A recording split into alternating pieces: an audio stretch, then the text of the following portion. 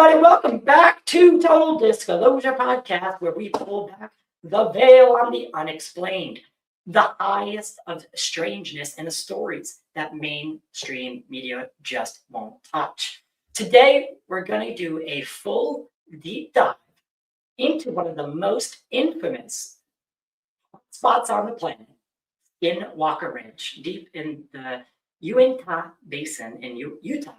My guest today is a man who doesn't just study the ranch from afar, he lives it almost daily.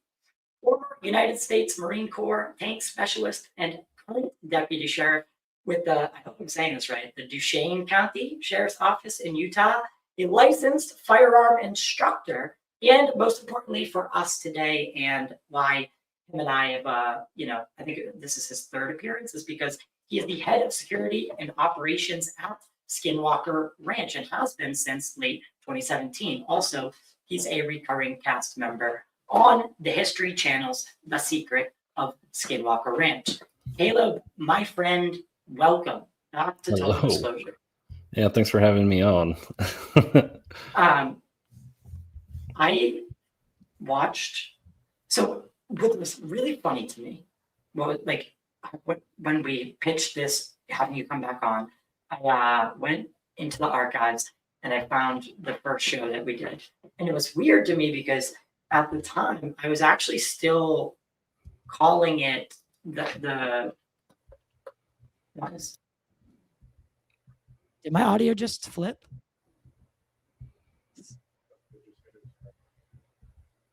I just figured it out. Sorry, guys.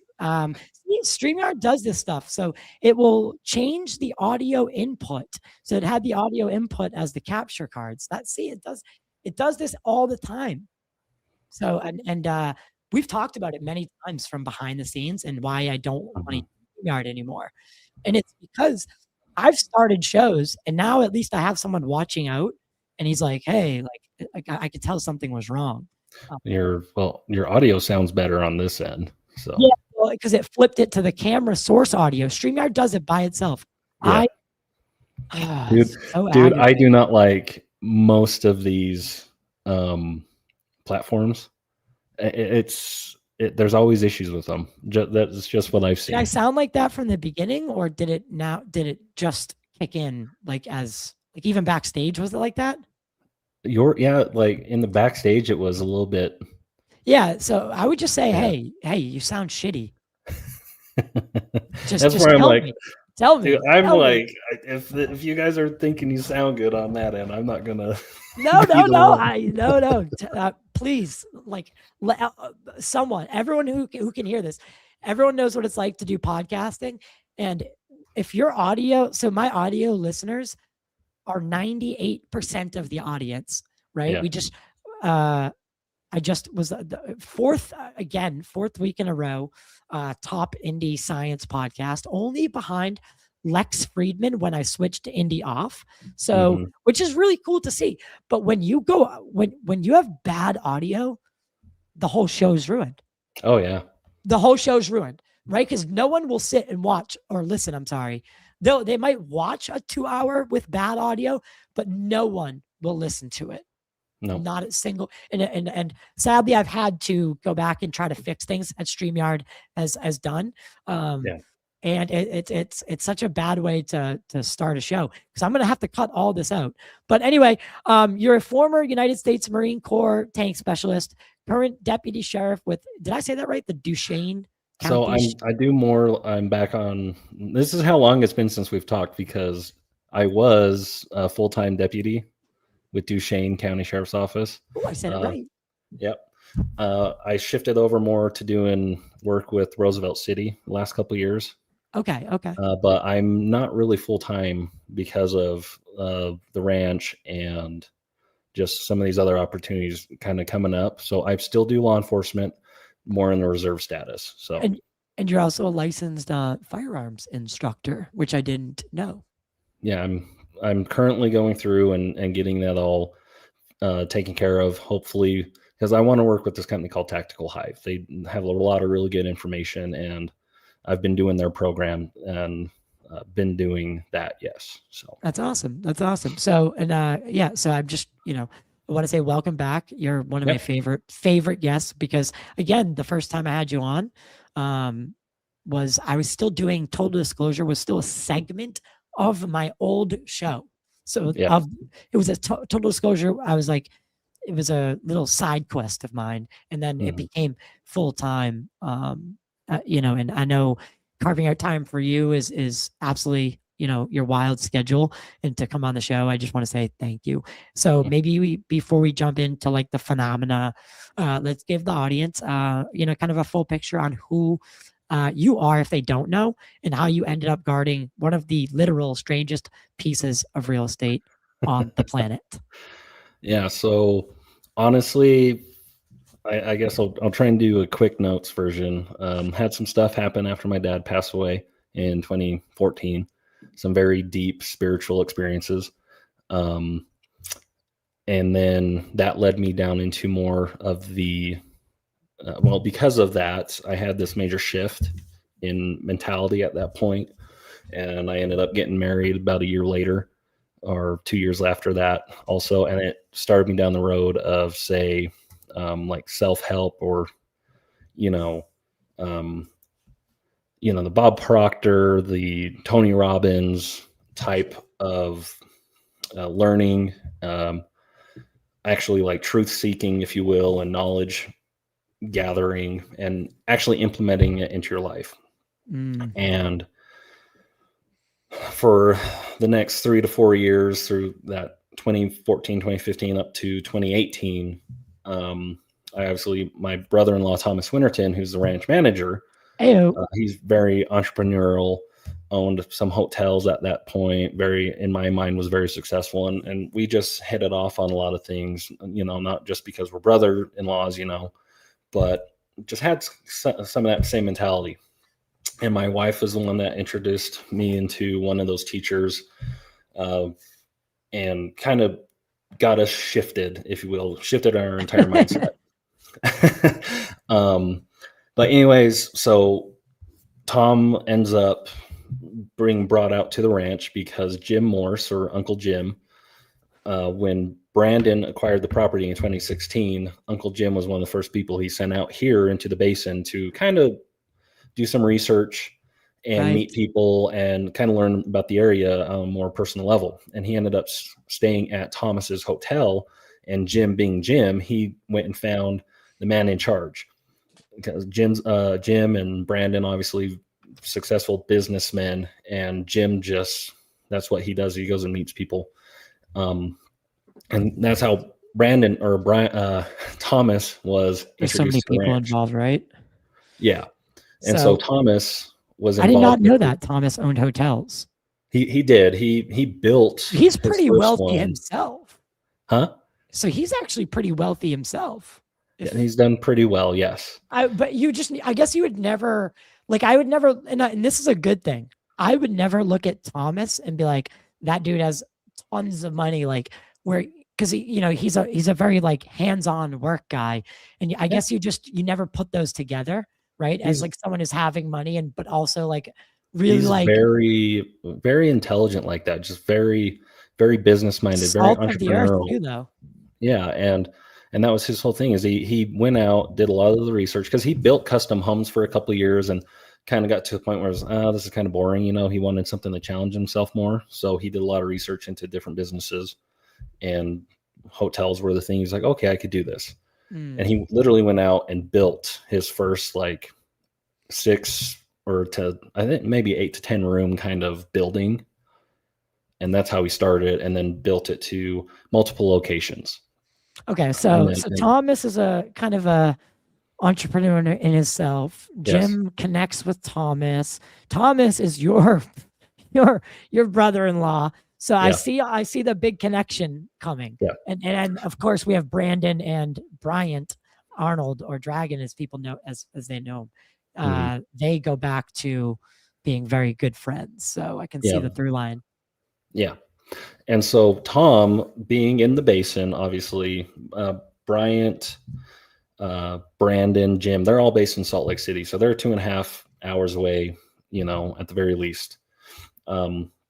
And so Brandon was like, Jim, go out there and see if you can make some connections with someone there that's only 10 to 15 minutes away, right? So we can have boots on the ground kind of thing. Mm. And that's where Tom comes in. He becomes ranch manager, starts taking care of the facilities, does the inspection.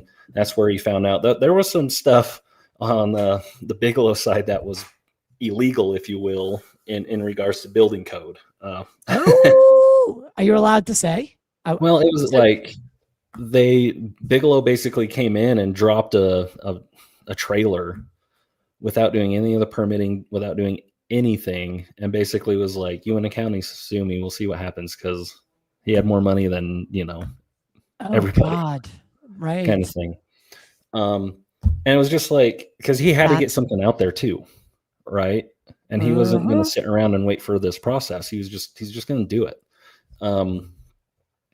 But anyways, so Tom goes in and fixes a bunch of, major issues in regards to the structures and starts implementing, camera systems and things like that with Eric as the Eric Bard as the main science. Yeah, right. The principal investigator, Eric, was the one. Okay, when Brandon got the property, he basically didn't inherit any information either outside of what was right. A lot of people ghost stories. A lot of people don't know that like Bigelow's work was done for what is known as OSAP, or even before that with NIDS. So a lot of his work did not get handed over to the. Now, did Brandon purchase the ranch from Bigelow, or was there an intermediary? No, from my understanding, Brandon and Bigelow knew each other, and they met through. I'm through. Oh my gosh, sorry. Third party, just a friend of a friend. They met through like real estate dealings, is my understanding, or they were in that world together, and they ended up meeting, and that's where that connection kind of happened. And so Brandon bought the ranch from Bigelow. Okay. And again, 2016, but what you're hitting on, say with like the NIDS and the other stuff, Bigelow being a private company, they partnered with Bigelow with my understanding and what I've been told through, Jay and Travis throughout the years and the research that we've done in the background, is that's why you partner with you have a private company. Is the private company doesn't have to release information if they don't want to. No, absolutely not. Yeah. Right. So just take that information and when you start looking at different companies or different involvements in, say, this topic, if it's a private company, they don't have to release crap. Exactly. It's completely exempt from that FOIA process. They do not owe the public any explanation beyond any permitting and stuff that would be publicly accessible. They don't, they don't owe anyone anything. Nope. So, and that's where when Brandon comes in. So, and this is the thing with Brandon is when he came in, he did not want anybody to know he was the owner of the ranch. For such a long time. By the way, that information was pretty well kept secret. And he structured it in a way where it was damn near impossible for anyone to really go in and start doing the research through the public information available and find out that it was him. Right? Yes. And Tom helped him and that's why Tom kind of became the public face of the ranch as the ranch manager for a little bit early on. It's because Tom was out here dealing with UNT County, making things legal, doing that work, right? Through that 2016 into 2017 time period. So Tom did a lot of the legwork and got the one road through the ranch. Literally. Vacated, and it became a private road because during the entire time Bigelow owned it, it was technically a private road. He couldn't stop anybody from driving down it legally, technically. Oh, so he couldn't stop people from essentially trespassing, and because there's a lot of like filmed stuff that's like pre Brandon's purchase of the ranch. There was a lot of like filming. Like I remember like Jeremy Corbell did a documentary on the ranch. He I came didn't out know. in 2018, and that was one of the first. Oh, so that was post purchase. Yeah. So okay, because it still looked pretty like it was in its infancy as far That as was structures. that was within the first 2 years of Branding owning the property. Got it. When Jeremy got permission to come out and do that with George Knapp and Robbie yeah. Williams and that group. That was March 2018 when that was filmed. Do you? Um, Sorry to cut in. No, you're There's good. a little bit of a delay, so I might sound like I'm interrupted. I promise I'm not trying not to. No, you're good. I want to ask you this question. How do you know, or what do you think? Why was Brandon, why do you think he was swayed to actually purchase the ranch from Bigelow? I've always kind of been he's curious. He wants answers, just like all of us. But at first he didn't want to be known. It was almost like he was doing this privately. And, you know, this was going to be an expensive endeavor. This was going to be a property that you bought and you were going to have to put money into. And the resales just, it's not really like, it doesn't, you see what I mean? Like it didn't really fit Brandon's project book, if you will. You know, if you, and I've heard him talk about this and, you know, and answer these kinds of, and, you know, as looking at it as a business standpoint, it was a stupid investment, right?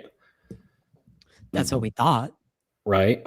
But his whole thing was driven by curiosity. He's obviously interested in this kind of thing, but he didn't want anybody to know because in the world that he was doing business in, a lot of stigmatism, or, you know, he could be made fun of kind of thing. Like it was, or he'd lose credibility, right, with certain people because of the history of the ranch, if you will. Right. That was one reason why he was like, no one's going to know that I bought this, but he was curious and wanted to know if there's something going on out there. And very early on, he had some very cool experiences.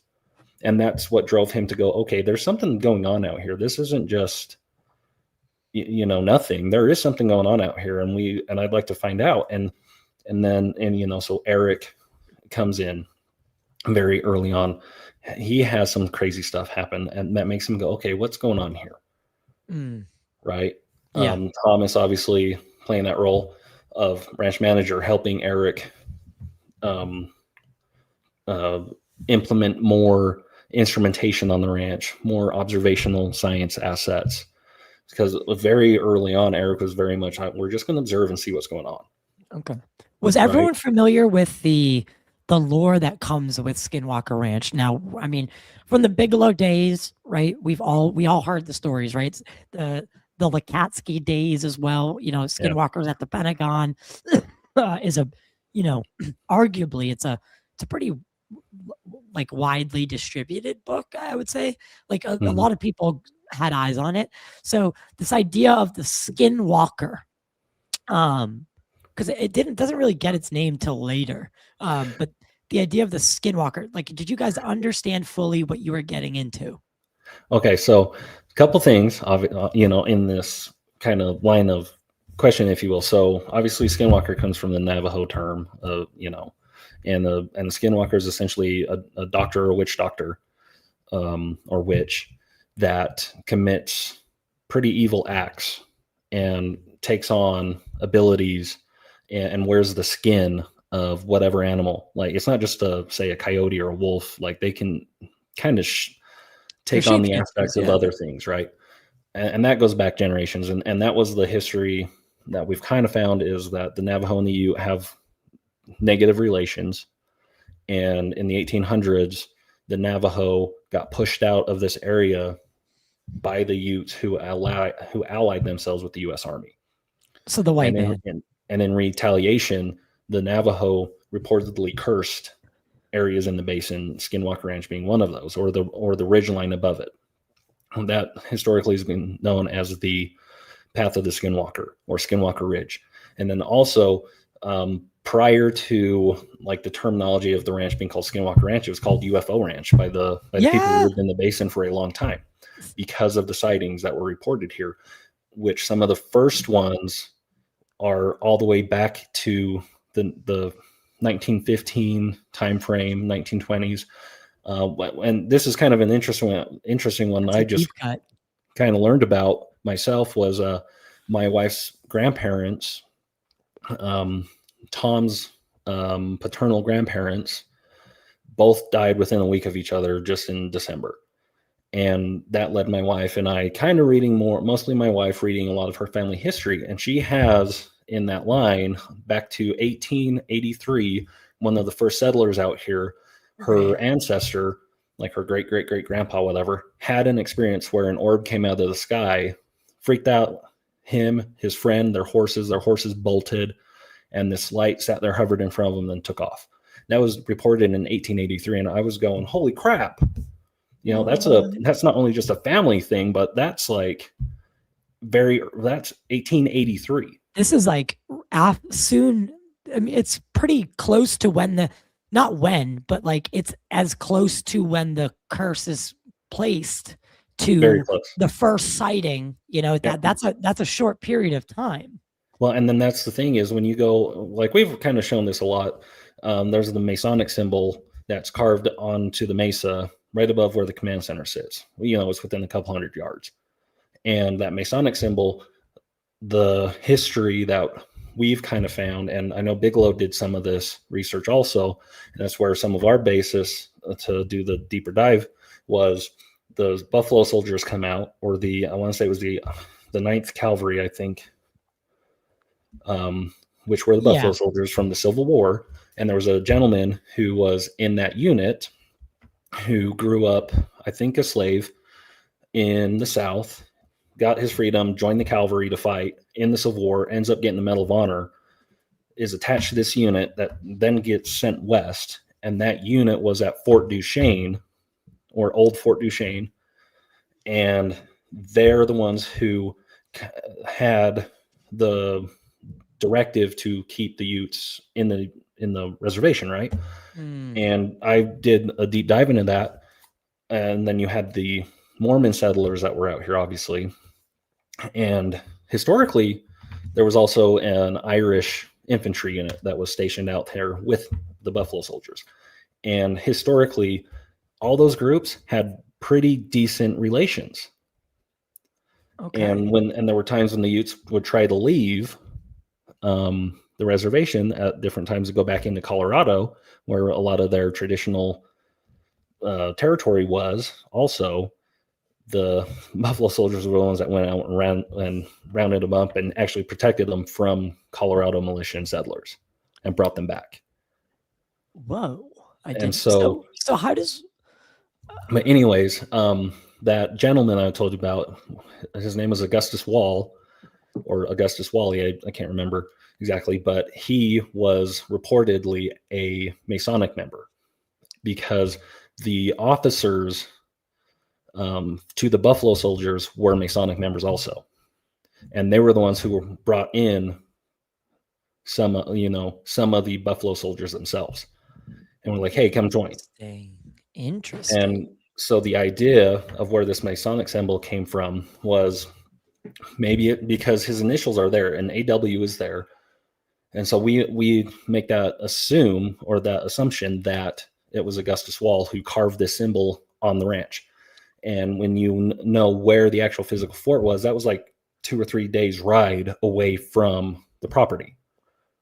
And so for him to come down here and carve that symbol, or someone who's a Masonic member to come from the fort and carve this symbol into the rock, which it's not small, it's pretty good size. Large, right? And you're going to have to take like a big metal pick and a hammer and hammer this Chisel this thing away. Chiseled it in. Maybe that's half a day's work, whatever. But that's very, that's a lot of commitment to come out and put that there. Why? Right? And then that's obviously we have petroglyphs or pictographs on the ranch. We have Chris Roberts, our archaeologist, and other members on the security team, going back to Chris Bartell during Bigelow's time. Yeah. And I have another Marine who's on my security team right now, Nate, who has also found a lot of arrowheads, native or tribal pottery, things like that. There's other archaeological evidence confirmed by Chris that shows potential human interaction or even living on this property all the way back to 10,000 plus years ago. Right. So lots of history. And then there's other areas in this, in the basin that I've had the opportunity to go and find and locate with other individuals, and, showing lots of cool stuff. Yeah. But yeah, so Bartel's we have such a good that dude. narrative all the way back to confirmed stuff in the 1800s, right? And then obviously fast forward, there's the Myers family, there's the Sherman family, there's all this stuff that happens, and there was reported activity for years, right? And then law enforcement's given me a pretty good handle on some other information because older officers have shared stories. Obviously, everyone might be familiar with, say, Chris Porritt, his involvement during the Myers and Sherman time frame and leading into the Bigelow era. So we had that kind of information. We went more with that historical, okay, what's going on here? And then obviously there was the gentleman, oh my gosh, he was the teacher out here. Oh yeah, right. I do know who you're talking about. Gosh, I can't believe I can't remember his name, but here I'll hit you. You're gonna remember it when I ask you this. Someone brought it up a minute ago. Now, throughout the ages, obviously the Skinwalker and the UFO have been large parts of the ranch's history and lore. If we're going to actively believe that a Skinwalker is a real thing, are you guys prepared, or how do you take one of these things down if need be? Well, I know Bartel has a pretty wild experience. He's been on the show before. I think we're going to bring him back on. His encounter of what sounded like a wolf, or a massive canine. Dude, yeah, it sent shivers up my spine. Him telling that story. I mean, if you're to run into a Skinwalker, how do you take one of these things down if they are legitimately a 100% thing? So this is where obviously I haven't had that kind of experience where I'll say it this way, I guess, is I've had every kind of experience out on that ranch. Outside of, I haven't met Bigfoot, I haven't met a little green alien, and I haven't met a Skinwalker yet. So those are about the three things I have not had any interaction with, which I'm fine not having that interaction, right? I have my Shoshone friend who's always like, hey, if you want to go see a Bigfoot, I can take you out and take you where they are. And I'm like, and I know the initial reaction of, okay, whatever. But after having the experiences and seeing some of this other stuff on the ranch and at my house and in other areas, I'm going, I'm not going to discount that. I get that. Cryptid. Right? I think the cryptid stuff, I think the Bigfoot stuff is obviously where, because like UFOs are one thing, right? Yeah. Bigfoot is a whole nother. It's a whole nother thing. It's a whole can of worms. Oh, sorry if I'm cutting in there. It's okay. It is a can of worms, and people's eyes glaze over when you start when there's a mention of anything like that. But I think to say that it just doesn't exist, I think just shows that you're probably naive and just not open to things that you can't physically like comprehend. So I would say that this itself is an interesting topic, right? So I wouldn't say that, obviously there are the ones that I would say are naive, right? For example, I got a comment earlier on something I posted from a couple weeks ago and it's like, oh man, you guys will believe anything, or you people believe anything. And I'm like, and I immediately wanted to fire back, and you'll disbelieve everything, right? Because I look at it like, look, there's a lot going on. And when it comes to, say, there is a connection between Bigfoot and UFO in a certain way. And this is one of the few connections that Eric will actually kind of entertain, if you will. Right. So I remember I told you the story about the thing that Travis and I interacted with, the cloaked object or the object that I had my pistol out. And yeah, was one of the most. That was one of my favorite scenes from the earlier seasons. But if you will, can you retell? Yeah, so real brief. This is probably the craziest thing that I've ever interacted with on the ranch, or the most exciting. Like, You awesome. pulled your weapon. It takes a lot for a Marine to pull their weapon like that. Yeah. Man. So, anyways, very early on, we're back on the ranch filming season 2 at that point. This is like the first week or second week that we're out there. We're out barbecuing. Travis, Eric, myself, and Thomas. We're all sitting out at this picnic table in front of Travis's trailer. And essentially, I start hearing what I would describe as an electrical arcing, or some kind of, snapping or something like that behind me, in past these trees, kind of over by the corral, by the command center. And this goes on for a couple minutes, and I just get this feeling like we're being watched. Hair on the back of my neck stands up. At one point, I tell the guys, hey, I feel like we're being watched. We all got quiet. We hear that sound. I get up. I pull my pistol, kick on the flashlight. Travis stacks up behind me. Thomas and Eric walked out to the road to see if there was something, to kind of look around there. Travis and I walk around this old trailer, and basically I illuminate an object that was rectangular in shape. It had a gold amberish color. It was very reflective. My gun light comes across as I'm swinging over to this object, whatever it was, and I see two shadows in the reflection of this. And I go, that's Travis and I's reflection. And there's some other details of the physical object itself. But essentially I get to the point where I'm like, is this an actual threat? Right. And that's going through my head. I don't want to ignore this feeling that we're being watched. That is this something stalking us? One of our initial reactions was it was a mountain lion out there. So anyways, I go to pull my, I go, okay, if this is threat, I'm going to get as ready as I can. And I go to put my finger on the trigger of my pistol, and this thing either closes in on itself in the center or turns on its center axis, just disappears. Travis and I go chasing after this because we had the distinct feeling that it went up the mesa. We didn't find any tracks. There was no other sound. And so coming into the UFO side and the Bigfoot stuff, Eric has heard stories where people swear they see big hairy animal out there running around on 2 feet, but then it transforms into an orb and goes away. Right. I've heard this as well. Yeah. Right. And so there's this little connection there, because Bigfoot is not anything that we really care about on the investigation side, as an unofficial basis. Like, it's not what we really care to investigate. It's not what you're out there for. No. But this is where kind of a story you might not have heard during Phenomicon here in Vernal. This is the thing that we do every year. We bring out Nick Pope, we bring out John Henry, and these different individuals, not John Henry, Jay Stratton. I mean, all the guys. Yeah. We're and there are the Bigfoot group there. It's a convention. Yeah, it's fun.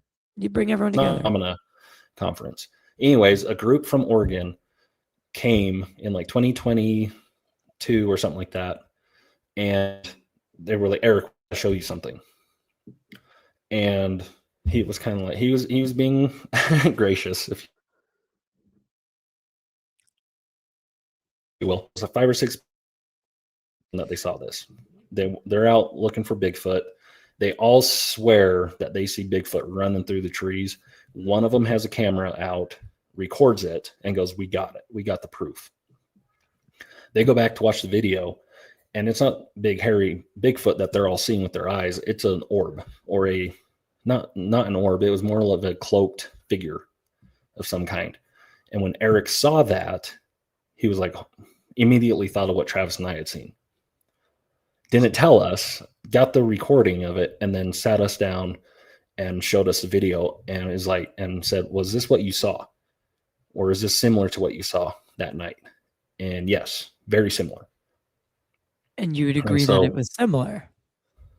Yeah. So it had that similar think Predator cloaking effect from Right. Arnold Schwarzenegger, Right. As goofy as it may sound, it's something that we can think about as in relation to. Yes, Okay. very much so. So that's the kind of thing too, by the way, that Eric does is, so I've had a lot of experiences in regards to coming to the ranch, and I was one that was not very front loaded, if you will. And Eric makes a very strong point of not front loading people given the chance. And obviously, as the more the show comes out, it's a lot harder to do. Yeah. But there's still a lot of experiences that I've had or the teams had that are interesting in this type of sequence, if you will. I was gonna. It's actually weird that you bring it up, because I was going to say that one of my questions is, how do you stop people like the contractors and all the people that you guys are bringing on the ranch?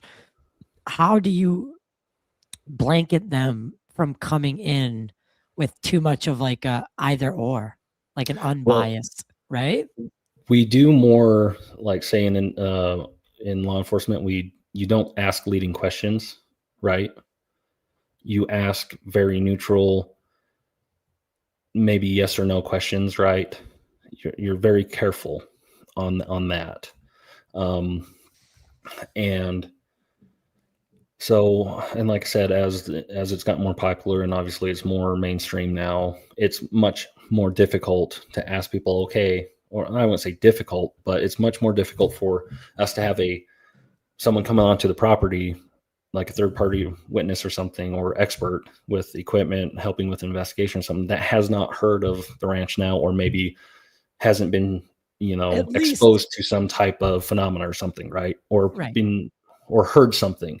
And that was what I was getting at too, is like, going back to when I first come to the ranch, yes, I had heard of Skinwalker Ranch, but I was not very knowledgeable in any kind of the phenomena. This was never my area of interest, if you will. Growing up 90s kid, obviously, yes, I'm exposed to Star Wars, Warhammer. I'm very much am a fan of that kind of stuff, right? I played StarCraft all the way growing up. I was exposed to the sci-fi realm, if you will, but having that experience of it crossing over into an actual real physical thing never really sunk into me, if you will. Right. It wasn't anything I was actively looking for, right? It was much more this idea, oh, that'd be cool if it was real, And that was one of my first thoughts when I came to the ranch is I'm here. I start because Tom calls me like a week before Halloween in 2017 and goes, hey, do you want to come out and do security out here? So like you're actually doing legitimate, like, hey, we might have trespassers on Halloween night. Can you come over, do the rounds? Yes. So this, okay, I want to get into this. That was my introduction. That's your first quote unquote patrol of the ranch, right? Yeah. So Halloween 2017 was my first day on Skinwalker Ranch. Okay. So take us through it. What happened? Well, Tom calls me like 3 or 4 days before. Hey, can you come help do security out here? The owner's looking for someone big and has some experience in this, and that's in the area. And, and Tom's going like, you're one of the few people I would trust to do this. I was like, okay. And let's go. And so, and also to clarify is ranches, Thomas's involvement on the ranch, that year and a half all through 2016, 2017 at this point, I had been hearing him talking with other family members at like Sunday dinner, right? And they're all going, tell us what's going on. And I was like, whatever. I was like, what's the big deal? It's right. Yeah, it's a lot. I was like, okay, whatever. And so again, like I'd heard of Skinwalker Ranch, right? And it was kind of that it's the local place, like Tom describes, where all the high school kids take their dates late at night to try and get, get the girl scared and get them loving on you, That's what it was. And I was like, whatever. for neckers. Yeah, right. Oh And my, so, that's hilarious. but Okay. and then if you understand some of Tom's history, where he had some very crazy stuff happening on the ranch in that time frame, that's me coming out to the property the first time, and he starts really going into that deep dive with me and giving me more of that background. That's when I start going, okay, like I'm Wait, still he's not gonna, serious. I'm not gonna discount it, but I'm not gonna sit here and be like a fangirl about this, right? I'm coming out here to do the security side of it, you know, it was kind of a part-time thing. And Tom, I start hearing some of his interactions. He warns me about certain sound at that point in time. Like there's A things that we're going, sound?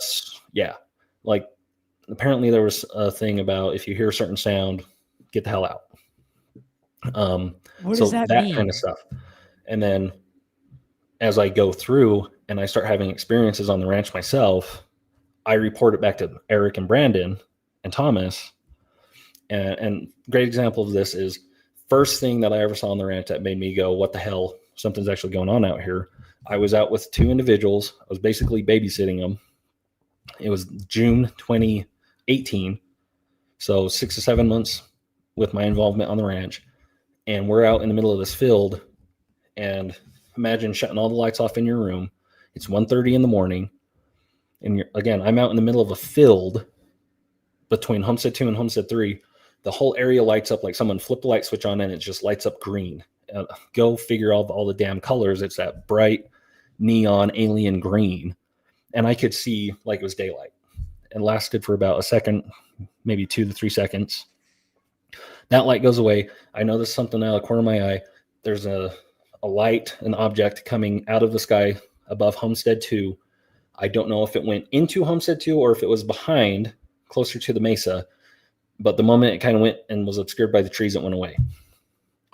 I get my phone out. I text Eric and Brandon, hey, this what just happened, like a military or police report. Mm-hmm. Give them all the information I can. Right? Eric sat on that for like 3 years.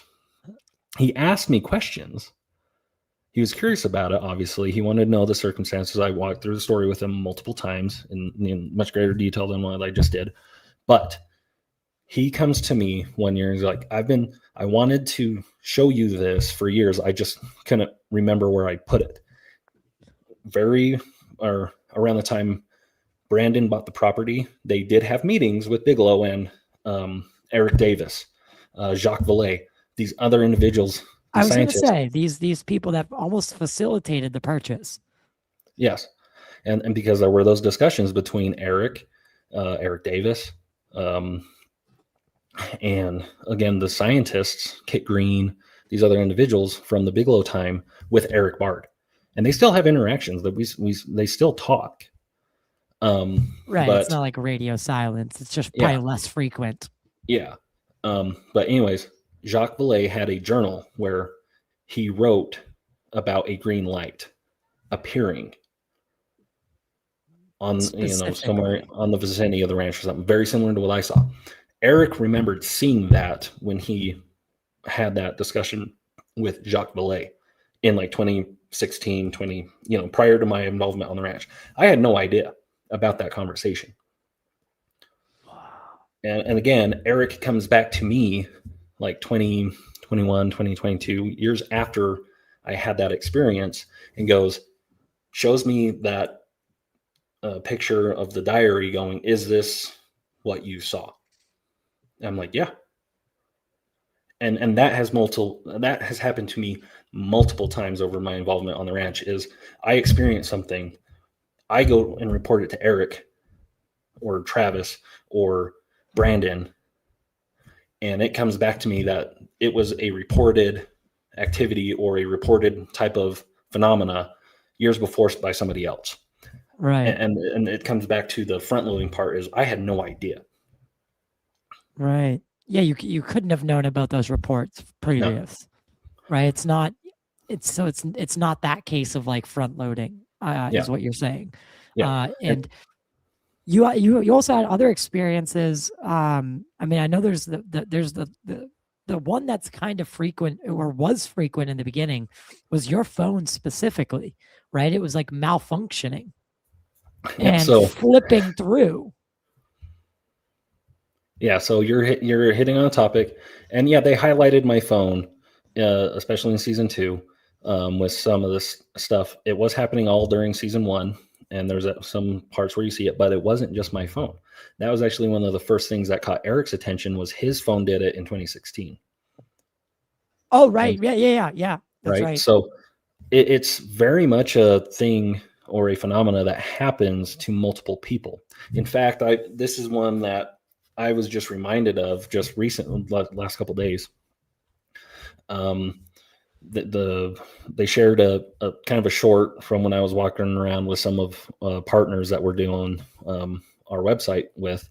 I was talking about this giant bulldozer during season 3 that lost 12 batteries in a day. Brand new batteries all sucked dry by something. And the owner of the bulldozer, Jake Huffman, blasting expert, has a lot of experience in the oil field, comes out, it's his equipment. He's coming out with a voltmeter, touches the batteries, and the voltmeter says help. And this voltmeter can't put help on that. Obviously thinking about it's like a calculator. You can spell out certain words, right? With but it doesn't tricks, but yeah, you're but saying it's spelled out help. Yeah, and you can't go in there and do that. It's a dead, you flip the switch, put the connections on there to read the voltage. You can't sit there and type in a number, right? It's not so, and for it to start flashing help when he does that, freaked him the hell out. But that morning, and this is something, again, this is something when season 3, when we got back out to do season 3, I tried making the phone call to Travis and my wife one day. And both times my phone connected to something. And I heard, like, imagine, like, the closest thing I can describe is like Decepticons or Autobots, that weird electronic, like voice type thing. And I was like, what the hell? And because what it was is I tried calling Travis because he was on another part of the property, and I was like, what the hell? And then I was like, what the hell? That was odd. Yeah. Okay. And I was like, is that just like, and that's what prompted me to call my wife. I was like, is this like something going on with my phone? So I tried calling my wife. Neither of the, and it happened again, but neither of the phones from Travis or my wife showed that I tried calling them. But yours says it connected. Yeah. That's fucking wild. So I do that.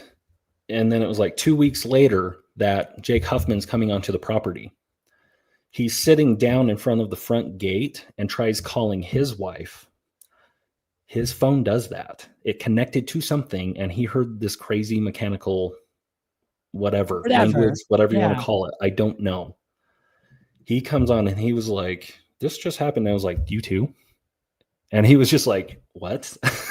So I haven't thought about that for years.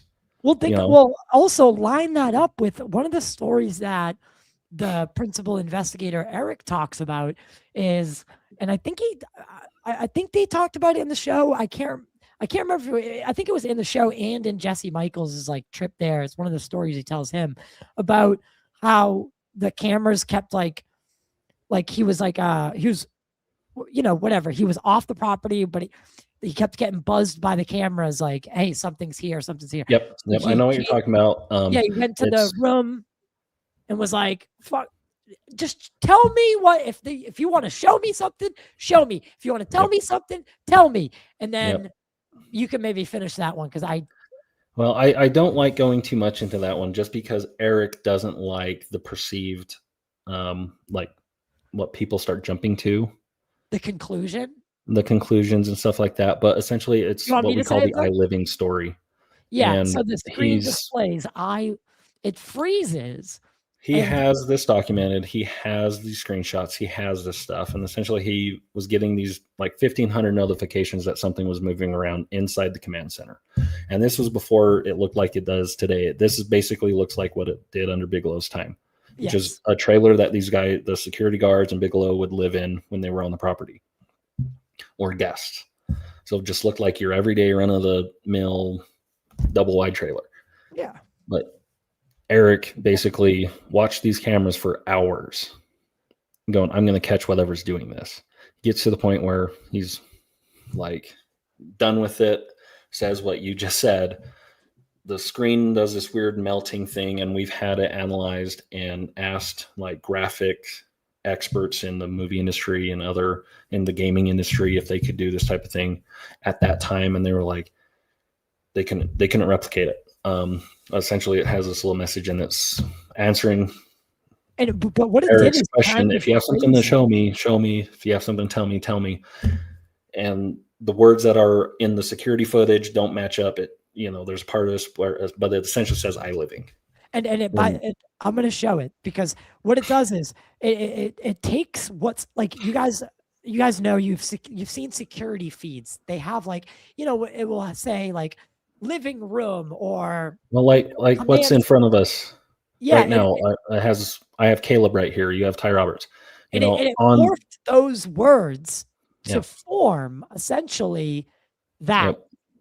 Yep. And that, I mean, this is all in line with, and the reason I'm kind of jumping here is because there's also this 1.6 gigahertz signal that's being found that is very, very consistent. But the frequency is only reserved for typical space-based communication. This is a GPS.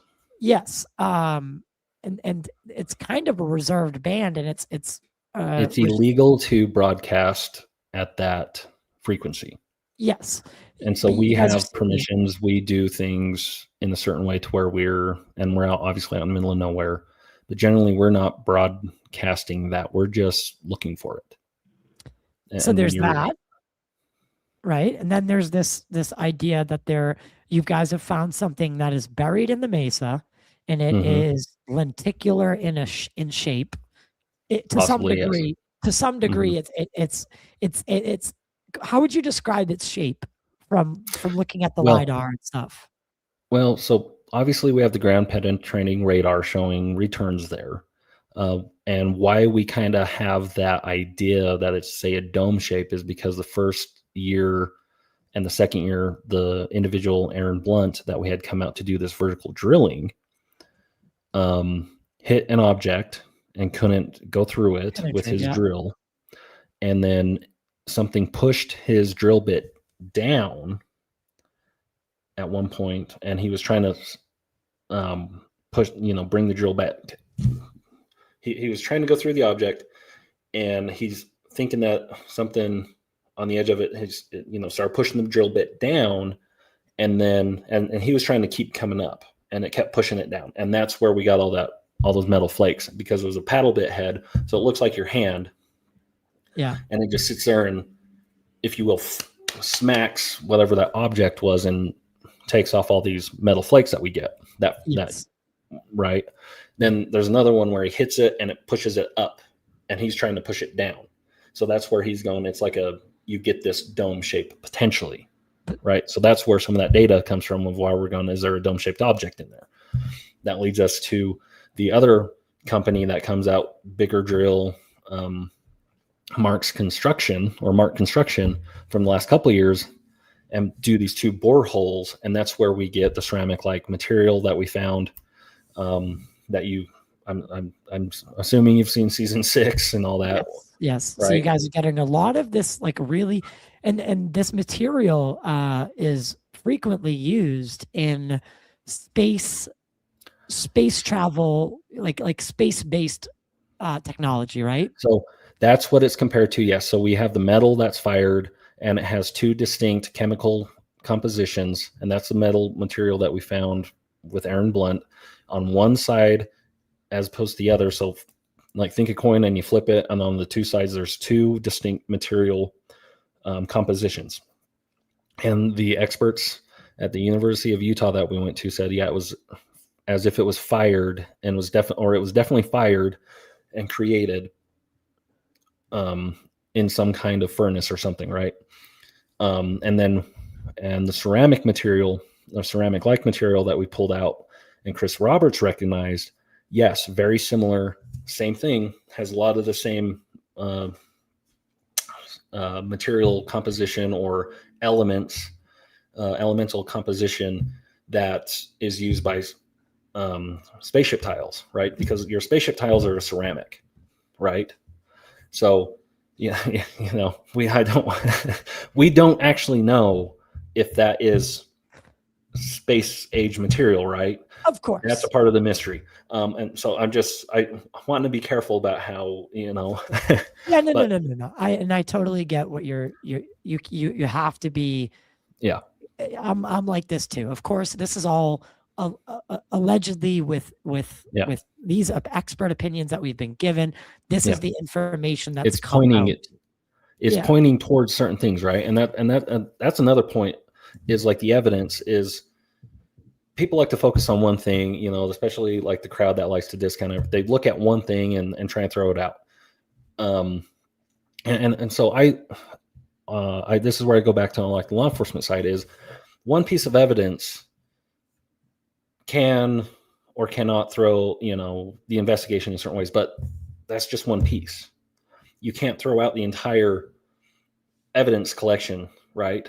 At the end of the day, like, that's why court cases take so long. That's why investigations take so long, because you're going after the totality of the circumstances.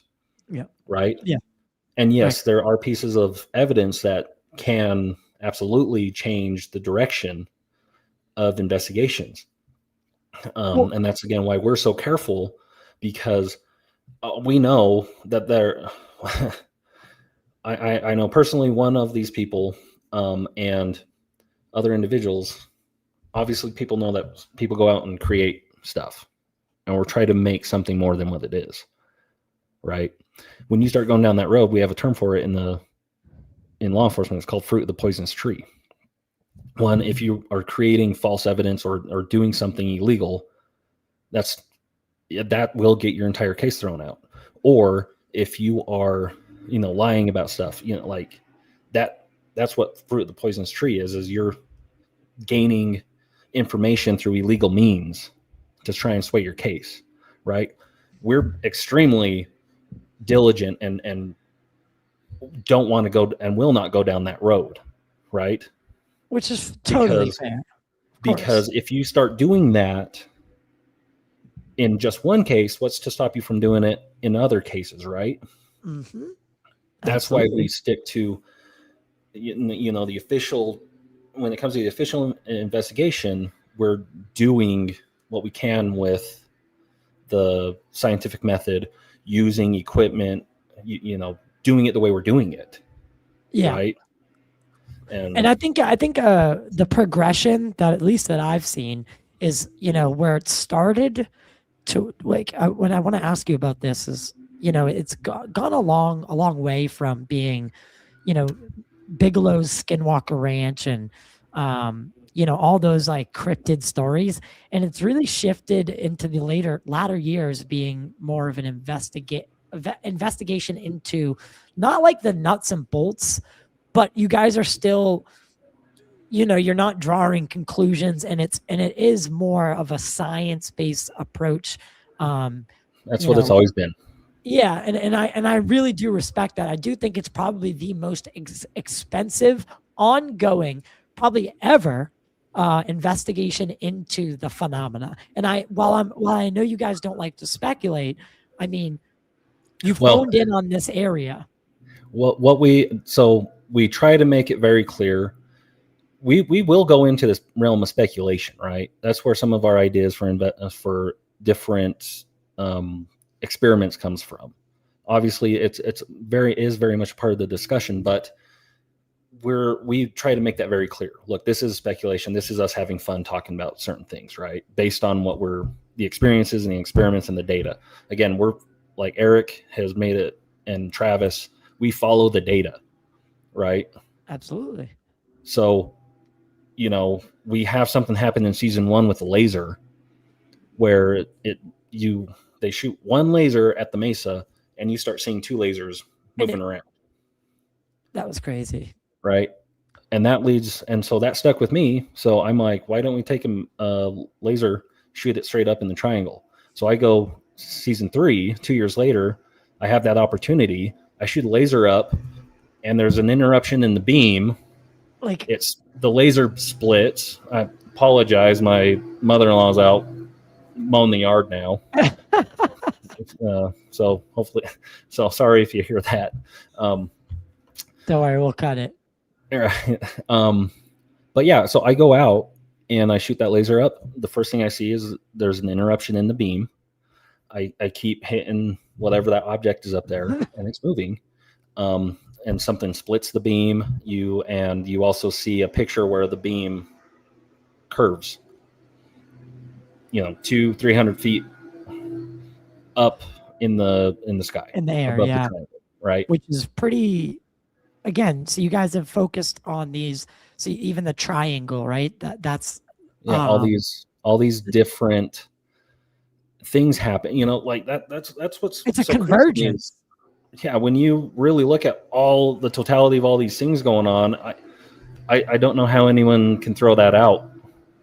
Yeah, you guys have gotten a lot of very, very interesting data, and I think a lot of people might, they might like to talk about the more fantastical elements, like the actual curse, right? The mysticism of that, and the actual ranch, right? And I think even in the earlier seasons, you guys explored that a little bit more than you are now, because you don't need to do all that recap. But I mean, people were really affected by the ranch in the beginning, but not as much now, right? Oh, well, we are. That's what I want to ask. How is that? Because in the earlier seasons, you see a lot of people getting like physically, something physically wrong, and I feel like that hasn't happened in a while. And I was going to ask if there was any follow-up. Like, is that still going on? Is it just less prevalent? Again, it's still one. We can't make the ranch tap dance, right? we're the ones being made to tap dance, if you will. But 100%, the ranch is affecting people even today. And this is one of those other parts is you guys are getting your information. If you're watching the television show, you're getting less than like 1% of the total information. And you're getting like the recaps, you're getting the amazing stuff, right? Because that's what people want to see, right? Yeah. You're getting the highlights. And that's why, again, we have the insiders where we go in and do deeper dives like this, but then also we come on shows like this and try and give people more of that behind the scenes and more of the totality of the circumstances. Absolutely. I've been thinking about this because this is one of the best pieces of data and evidence that people can really familiarize themselves with that show this is 100% real. I have a picture from my eye that I got hit by some kind of energy, some kind of electromagnetic energy in 2019. I was out with the group from the INL, the Idaho National Laboratory. This group does specific chemical, biological, radiation testing for the military and trains the military on how to use their gear, how to use MOPS stuff, right? Okay. I was out with this group. I was no more than 2 to 3 feet away from these guys. They had all the gizmos and gadgets of detecting this type of stuff. And I got hit, and I'll send you the picture, Ty, so you can throw it in. And it felt like a day later, it felt like my eye was getting ripped out of my head. I've never been in this much pain before in my life, right? So this all happens. Now, fast forward to, I believe it's season 5. We are out at the drill site, broad daylight, and a calf gets hit by some kind of energy and it goes blind. And it sits there and spins in circles in front of us for a minute. We have those recordings. You guys see that in the television show. That was 100% caught live in the moment. That was a wild one. That because when I feel like when animals are involved, like it hits deeper. Yeah. right? It like emotionally tapped something in us, and Yes. it was really hard. That one. Yeah, and I sit here and go, you guys literally potentially saw some type of animal mutilation live, First or time ever. right? Or some kind of direct energy weapon that we don't know about. And if that's the case, who is doing it and why are they doing it, especially out in the middle of freaking nowhere, The Utah, Uintah Basin. right? And if you have that kind of capability, again, why would you show that in that format?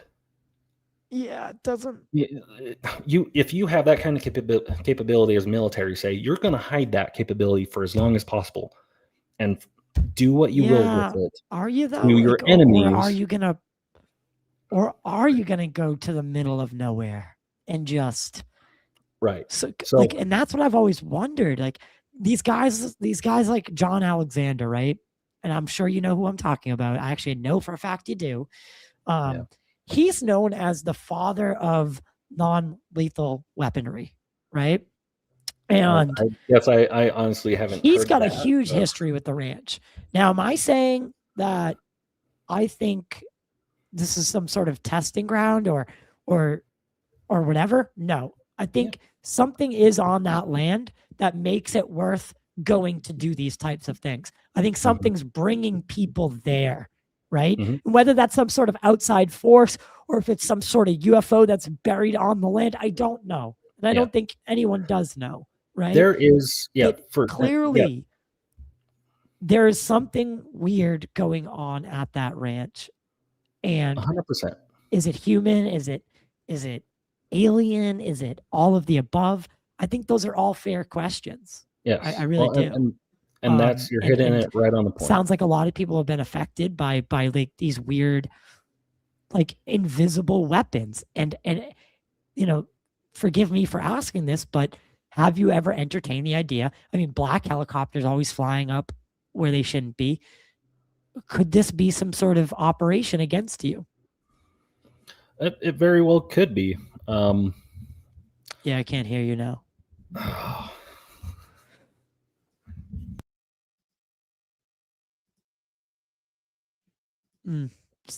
Look at this. Are you got the hitchhiker effect going right now? Maybe. Hold on. Maybe try refreshing the browser and coming back in. Okay. That's weird. That's weird. Super weird. Right as I ask.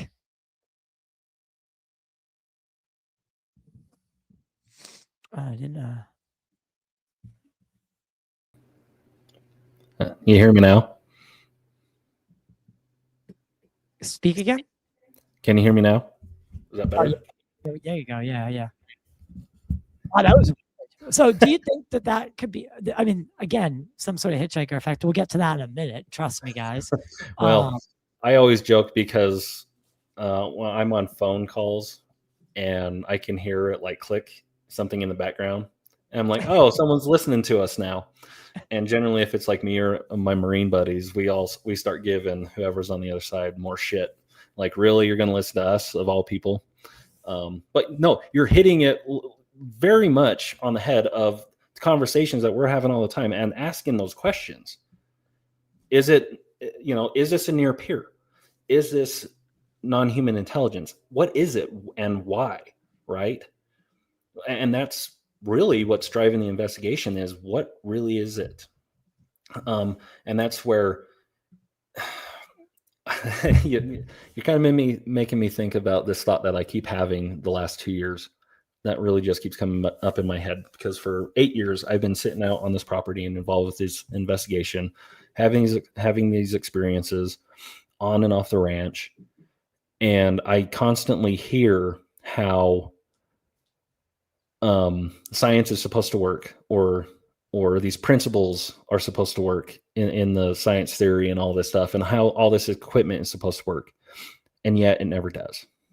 Or we have major issues where it doesn't do what it's supposed to. And it's in the data, it reflects in all these things. Right. And so I'm sitting here going, our entire belief, I call science its own religion. And it's just as fallible as all these other ones in my mind at this point, based on what I'm seeing out on that ranch. Yeah, and that's why I ask. Isn't it weird how right when I ask if this could be some sort of operation against you, and Right? like Very well could be. do you guys think about that? And All the time. All the time. Oh yeah. I think you're probably familiar with the night that we shoot the rockets off. We have the high-speed cameras. We call it the blob, which I hate that we call it the blob. I think there's much better names for it. And we have a Black Hawk come in within minutes. And if you go back and look at that night, that's right. Yeah, we shot, and we do this, and we talked about this. We shot 3 rockets off that night, and if you go back and look, that night was very much off the seat of our pants. We had a whole different plan that we were trying to execute for that day, but it fell through. Because yes, we do make plans. It's we try to have a schedule. We try to get the most bang for our buck, if you will. Mm-hmm. We don't have a script. Nothing's scripted. But the plan fell through. The gentleman with the high-speed cameras got there early, and we were like, okay, let's go shoot rockets out in the middle of the triangle and use the high-speed cameras and see what happens. Yeah. It was literally that conversation. 30 minutes out, we shoot our first rockets. Our second rocket we shoot, and we see a UAP over the ranch. And when you look at the timing, and again, we've done this. That UAP comes over. We're talking about it on the radios. We're oh, that was cool. Let's shoot the third one off. So the third one shoots.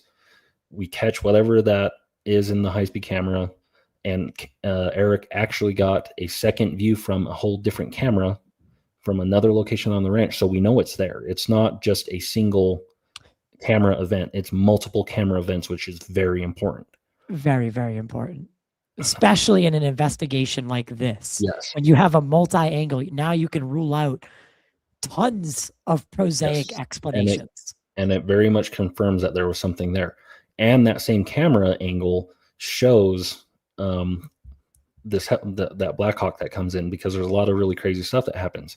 So one, when you look at the background and look at this, in the time frame that we first see that UAP and are talking about it over radio, reporting this and just talking about it amongst ourselves. In that amount of time, if you launch the Black Hawk helicopter from one of the bases on the Wasatch Front, that helicopter's entering our airspace the moment, or just at the exact moment that we shoot that third rocket off. Yeah, that seems a bit. So either we were being listened to, or assets off the ranch caught whatever that object was during our second rocket launch, and they were like, what the hell is that? Get eyes on it. See if we can get eyes on it. And they send that Black Hawk out. So I guess that's another that's kind of like a merger between the two. Could now the government, okay, so if I play the timeline, right? Bigelow is doing work, contracting at least to some degree with the United States government, right? We know. We know got that contract. It was like $22 million from, I can't remember that senator's name. Harry Reid. Harry Reid. Yeah, thank you. Both of them are based out of Las Vegas. So is coincidentally George Knapp, who breaks all the stories. Not too coincidental, actually, if you actually think about it. Very pointed and obvious. But anyway, I digress. The government now knows something weird's happening, right? Mm-hmm. Well, and then we know about Mount Wilson. We know about some of these other locations, right? So, but and so they don't want to they don't want to spend the money anymore, right? But they certainly want to see the results still. So they sell it off to Brandon, or Bigelow sells it off to Brandon. I'm just playing a hypothetical here, right? And Brandon unexpectedly launches this amazing investigation, which is going to prompt a lot of stuff going on at the ranch again. If I was a smart government, I would say, okay, they're doing the work for us. We just need to be there for the results, right? Well, and that's part of, part of our stance has been, you're not going to get disclosure from the government. You're going to get it Never. from a private source, right? Absolutely. And I'm always asked this, like, what do you think about the government? I'm like, one, I'm the kind of person going, why do you need permission from the government to believe or think or do anything? Okay, I'm not one that thinks the government is here to tell me how and what, and That's not their I know place. that's an old-fashioned American thought process, but we need it more. Like, I agree. so I've when I get asked this kind of topic, this question, I go, why do you need permission from the government to believe in this stuff? Especially if you've seen things, if you've gathered information on it, why I do think you it's need just them? a validation thing, honestly. Right? Oh yeah, that's all it is. It's just the validation thing. Right. But yeah. And So they've certainly, if validation is all we needed and we don't need the president at the podium saying, we're not alone, I think validation's already happened. The Mhm. validation came, very early on in the from the time Brandon brought the ranch to when you started working there. 2017 is a year that something kicks off into this new wave of interest, right? Well, Is that New York Times article. Well, and then also, yeah, and that was the thing is, from my understanding, there's really no connection between us, like individually in that article, right? Like, But a lot of our stuff is obviously connected to this. I was going to say, and we do talk about this, like we are very much helping lead a lot of these discussions, right? We had, if you go back and you're probably familiar with this, we had Ryan Graves on the show. Yeah. That was like a month after he was out at the hearings. Right. Obviously, it plays a year later, but when you look at the actual timeline, excuse me, he's there on the day. When he's doing the hearing and filming is only a few months. If I'm and I feel I would be remiss if I don't bring up this. I think this is one of our better pieces of information to talk about too. Is Jay Stratton. When people really understand who Jay Stratton is and his involvement, his background, his credentials, he is such a linchpin in all this, and people really need to pay attention to who he is. And I'm not just saying that because I am a good friend of his, but over the last couple of years, I've been able to obviously interact with him and his family and got to know them on that personal level. And he's the one who created or coined the term hitchhiker effect. He's the one who had some of these experiments. He's the through line between all these government programs, right? He was the one that obviously he was the one leading the UAP task force in very early on.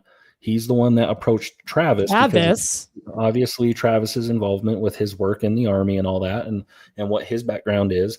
Jay approaches him because Travis saw stuff on the ranch in season 1 and went, "What the hell?"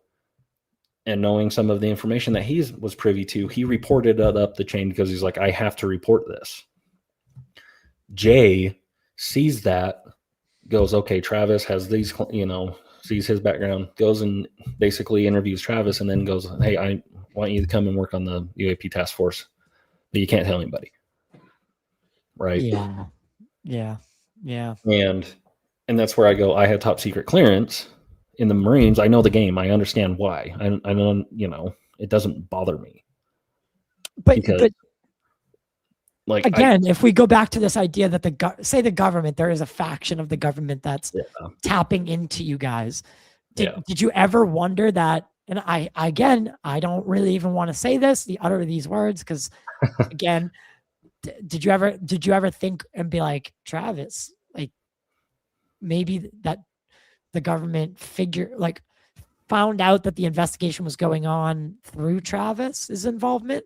Well, obviously that was one of the things that they tried to, that was obviously parts of the discussion. There was some members on the team that were upset for about 5 Yeah, seconds. Yeah, You because know, but then again, if you do know anything about that kind of clearance and stuff, you have to say, okay, listen, I do understand, right? We always want to believe that it's like we're the dude, I thought I was different. Like I thought you would have well, told us something like that. It's like no, no. I didn't look at it that way because I guess I looked at it at that time of they brought him in because of what happened out here, or Jay brought him in and did the legwork and found out that Travis is very much interested in what's going on, just like most of us are now at this point, right? Wants to find the answers. Is this near human or a near peer, or is this whatever this is, right? So I was like, no, he's there because of what's happening out here. Like it's very much showing how much They Skinwalker are Ranch paying is. attention. What's that? Sorry. It's showing how much they are paying attention. Yes, and also just go on that deeper level again. Just shows how much this ranch is helping lead and shape the entire conversation. Yeah. Because again, you think about that, right? It's that 2017 article. Mm-hmm. They name ATIP, but ATIP, you could argue, isn't actually the program. It's OSAP.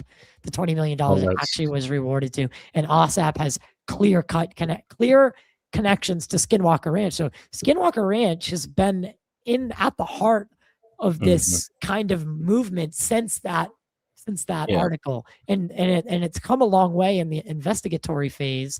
That started after. And on that topic, I know a lot of the history of those programs, obviously, and whatnot, and that's where I'm going. Just Jay Stratton, right? He's he was so involved with all this stuff. He was the actual leader on a lot of these programs and doing the investigation and going in, and like there's individuals that I know of that have their name out there. Everybody wants to talk about, but I know the backstories to them. And that's where I'm going. It's when people understand Jay and when he starts talking about this stuff, it lines up. So what do you think?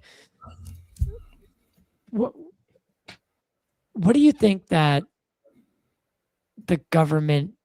I mean, this is obviously speculatory in its generality, but do you think, or with everything that's you've seen, you've encountered, with everything that you've looked, however hard you've looked into it, like, do you believe that the government does know of the existence of some sort of non-human intelligence? I would say, yeah. Yeah. Yeah. And again, like for me personally, I had some experiences a couple years before. I didn't go into them, that were much more, in my mind, spiritual and faith-based, and led me down this road of why I'm a practicing Christian. That's right. Because you actually so you were a Mormon, if I'm not mistaken, correct? Yeah. Member of the Church of Jesus Christ of Latter-day Saints. Yeah. Sorry. I try not to, no, I'm not a Mormon. I know plenty of them, but there's a distinct difference. Right. So, but you were a practicing member of the Church of Latter-day Saints, and you stepped away from that thinking, and you are now a practicing Christian. Does that play a role in like how you look at this? Oh yeah, because again, like I grew up in the LDS faith, but my brothers and I were kind of the black sheep, if you will. Like we weren't the family that goes every Sunday. I very much believe in the books. I believe in that it's another testament of Christ, the Book of Mormon. It tells a history, and just like the Bible, it tells us a history and gives us the laws. These higher level laws that if we follow them, you're going to be fine. And then obviously when my dad died, I was not in any shape or form kind of practicing any kind of religion, and I was very much more a part of the world, if you will, or going down some of these different thought processes is probably more accurate. And it shocked me out of that and made me kind of start rethinking the direction I was going and going, okay, what's really, the truth? What's really out there. Yeah. And that led that me was into my trigger point too. right. And that led me to the Tony Robbins stuff. That led me to Bob Proctor. That led me to Jim Rohn, So I'm a big Tony Robbins person. So I kind of look at it like, that those years leading up to before my involvement on the ranch, kind of this, how's our minds work? How do our minds affect reality? How does our, how do we affect things? Have you?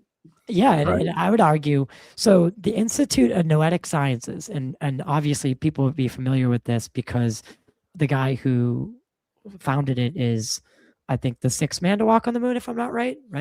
Edgar Wright. I don't know. No, yeah, Edgar, the astronaut that was into this stuff. He did the Institute of Noetic Sciences. Why? That would be something I'd have to look into. It's. I mean, it is important that I'm forgetting his name right now, but he was Dr. Greer's guy. Edgar. God damn it, Mitchell. Edgar Mitchell. Sorry. Oh. So check this out. Institute of Noetic Sciences is founded by by Edgar Mitchell. Edgar Mitchell is one of these guys that went to the moon, had this like life-changing experience. When he was on his way back to Earth, he saw Earth, and that had that like observer effect or whatever that astronauts get. Yep. And he came back down to Earth, and like he was like kind of like a changed person. And he goes on, he founds a bunch of stuff, he does a bunch of stuff, but he founds this Noetic Science Institute. They do this study where they speak to water before they freeze it. And there's anything that has positive connotation, words like love, words like, that had like that, like the good positive connotation, the crystals would freeze beautifully. And when they spoke, you're referencing the study from, or the guy who really started going down that was that Japanese doctor. Yeah, exactly. So I know. I guess what I take out of it, the moral of the investigation, it was that our words, our intent, they affect the matter, and they really do matter, right? Our words and intent matters. It literally changes the matter around us. So if we go into a place and we have bad intent, I think that's when people have negative experiences. Say, I mean, I don't know how this would come into play on Skinwalker Ranch, but I mean, if you're just having a bad day and you come in with bad intent, is that the day that you're more likely to be injured? So this is where I would say that we start having that conversation of we're moving away from, the official stance. Of course. Of course. Just make that very clear.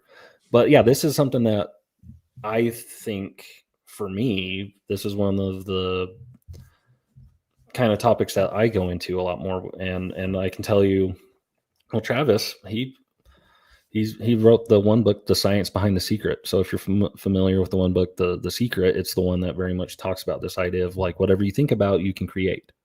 Right. And I'm very much a proponent of that. And that to me, I'm going,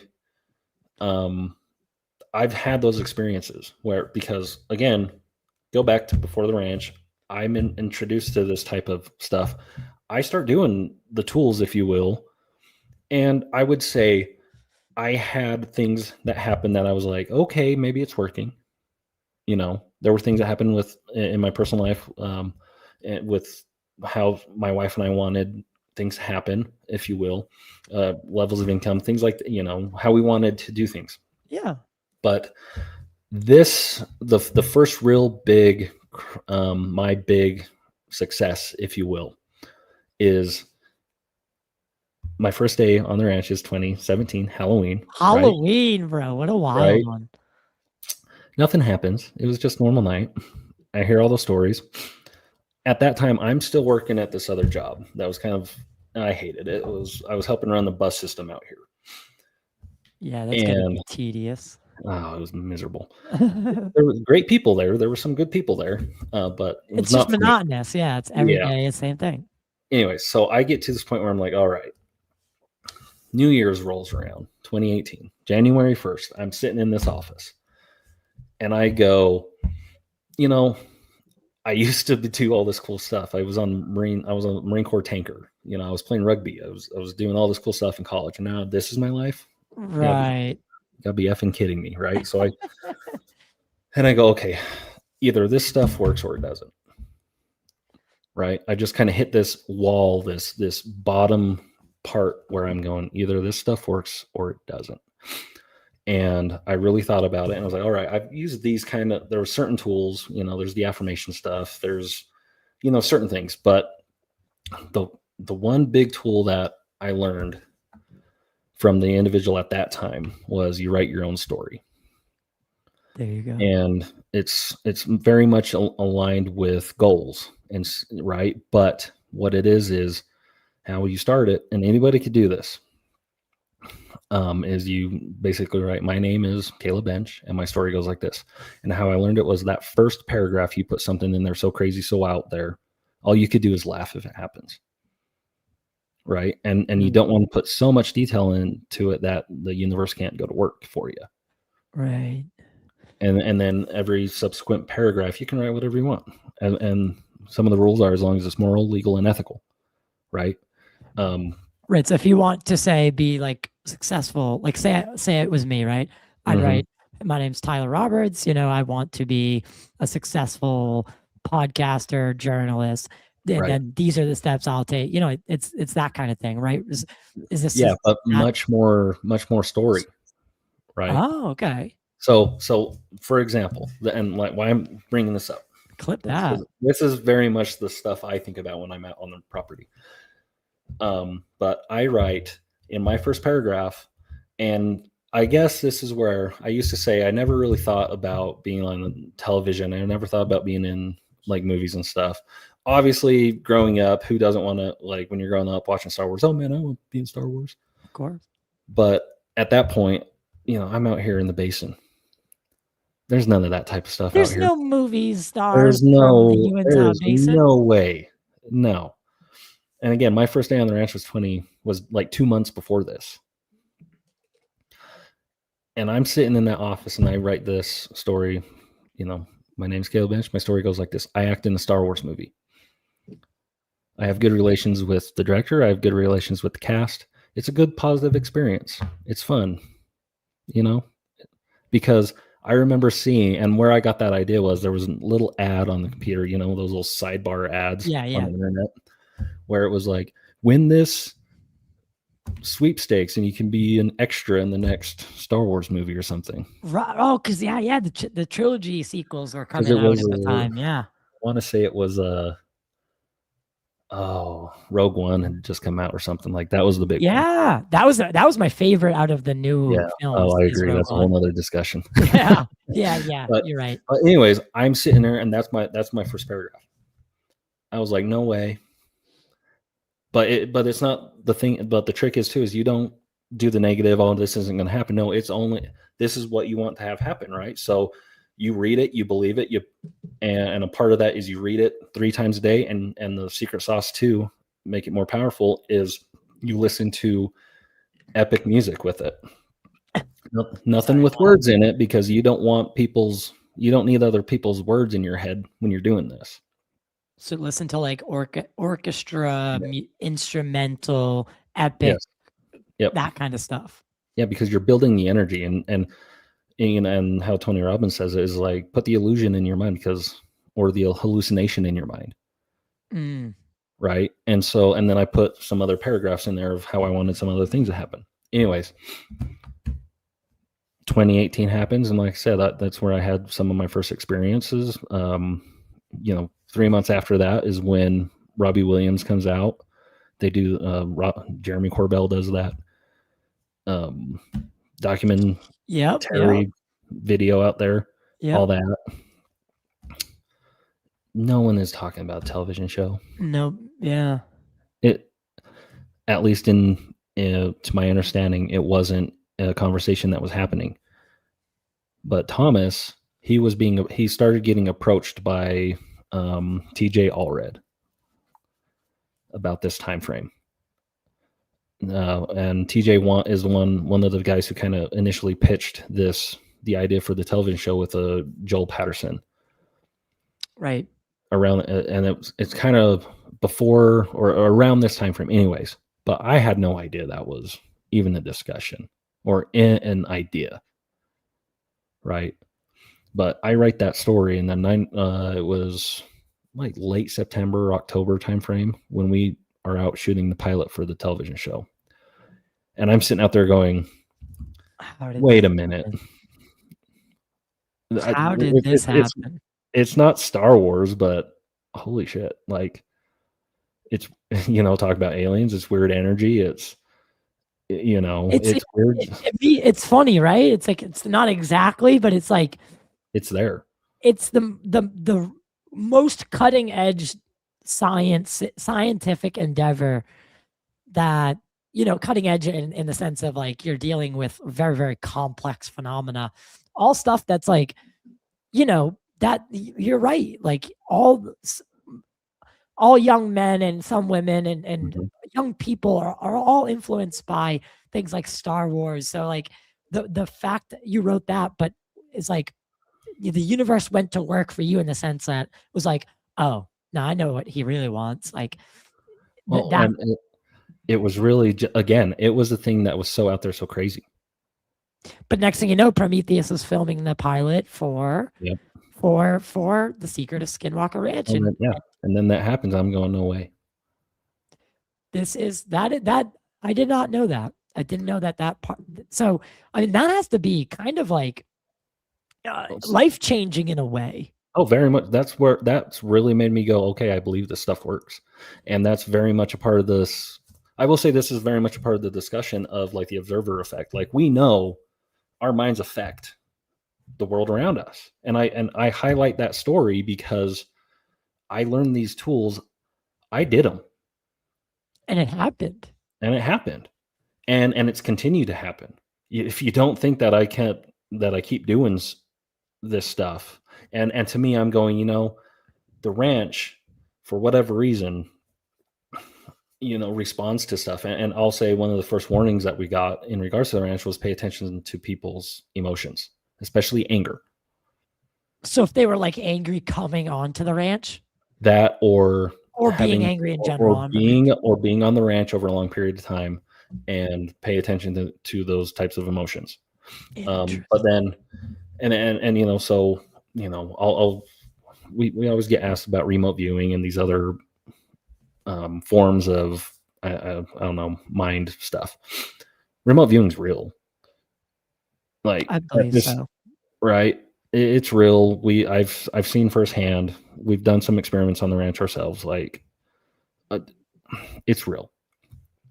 And part of that discussion too is because of the focus and the attention of millions of people coming to the ranch now, how is that not going to affect certain things?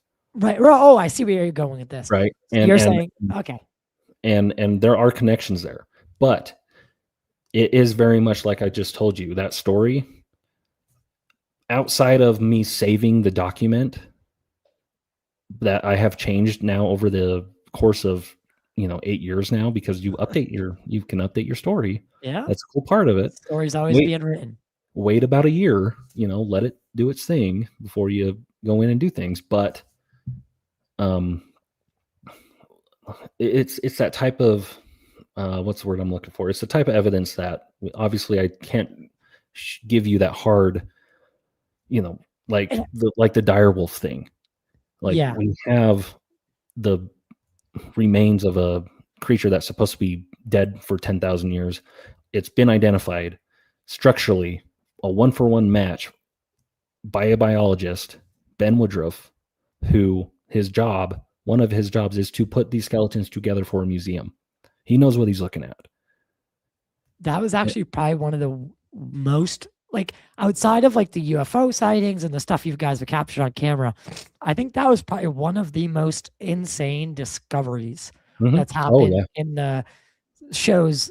Actually, even on the ranch's history is this large canine skeletal remain. And obviously that was one of the first big stories that everybody thinks of is in the George Knapp book is, and that's how they opened it up, is apparently the rancher runs into one of these, shoots it, and it runs off into the woods and disappears. Which, side note, we brought the nephew that was there, one of the nephews that was there. He said, yeah, we shot it, we killed it, we buried it over there.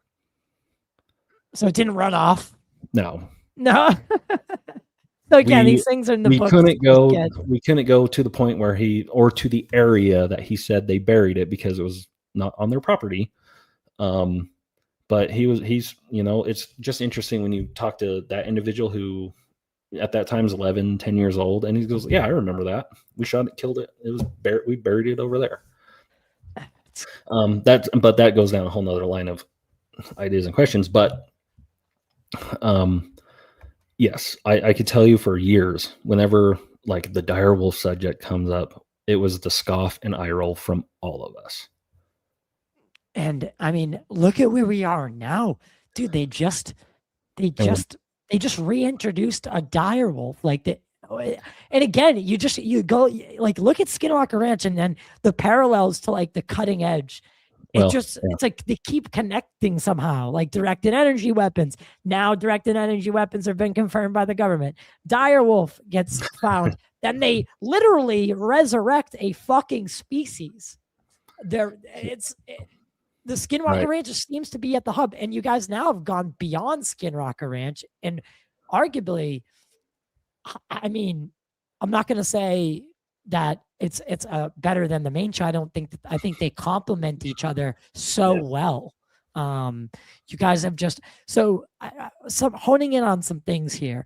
This 1.6 gigahertz signal seems to be something that's being found at all of these various hotspots. One of the things that I read or had seen in the last year or two was back in the 60s. That was one of the signals that for whatever reason they kept seeing at that time frame, and it led to noticing that there were these interactions with whatever you want to call it, orbs, UFOs, UAPs, whatever, allegedly. And that's why they put the whole GPS system there, is to mask it. Is one of the things that I read or saw, and this was coming from an individual that supposedly worked in that world at that time, right? So, and then and this this is the interesting thing, and if my understanding, you just watched season 6, is the drill site.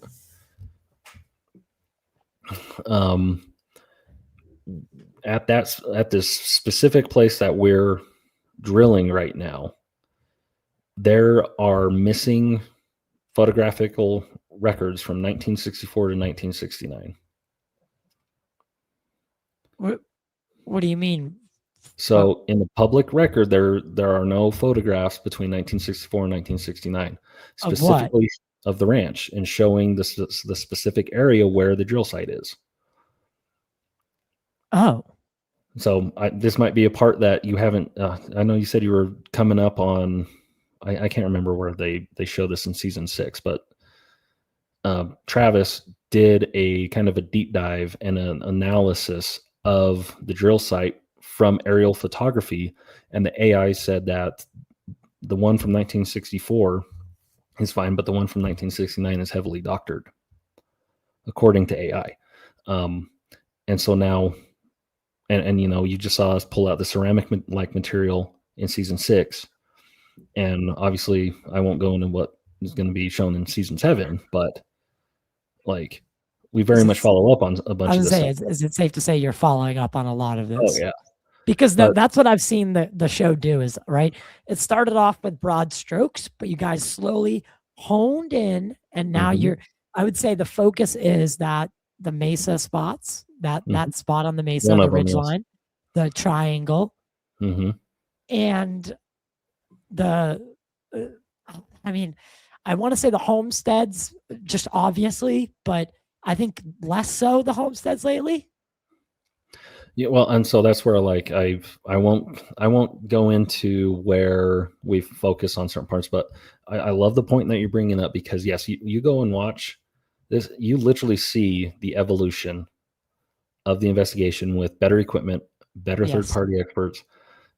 Better, like you said, we're following the data is what it's comes down to. That's why, again, like I brought up the remote viewing thing. Like, yes, we did film an entire thing on the remote viewing thing very early on, but there was no way of really getting it and showing it according to the film side that it would make sense to people. Right. Right. But so it never came out. But we always get asked that, have you remote viewed stuff? Yes, we have. And we've gotten mixed results. And that's a part of the issue is we've been able to confirm some of that stuff based on the more recent years, which is very interesting because we're going, okay, did they remote view the future, or did or did we affect that somehow? Right. That is a dicey line. That's a dicey Right. line. And that's the issue is like we don't want to, again, You can't muddy the stop water. people from doing it though. And that's that's another No. thing too. Right. No, like we can't. And that's the thing too, is like we're trying to maintain the integrity of the investigation. And in regards to the data, again, that's outside of my hands. Midwest, Green Street, all these clowns. Mick is not a clown in my opinion. Green Street's a clown. I'll say it. You don't have to, trust me. Whereas Mick, I do feel as a genuine, like, but I think he's a biased investigator. I think he's starting from it's not happening and working his way towards that conclusion, whether he knows it or not. But these guys are always like challenging Brandon and say to release the data. What does that mean? Like, what is it? What data? What that? People don't understand what that means. Okay, so I think it covers a lot of things, right? So, and this is, I kind of hit on this topic a little bit, is people pick and choose, and that's what I see.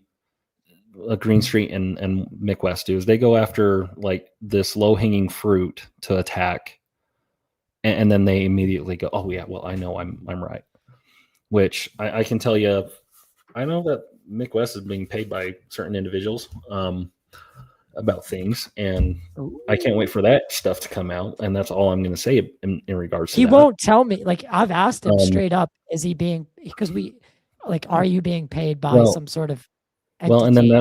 Well, and that's the thing, is his whole shtick is disproving everything.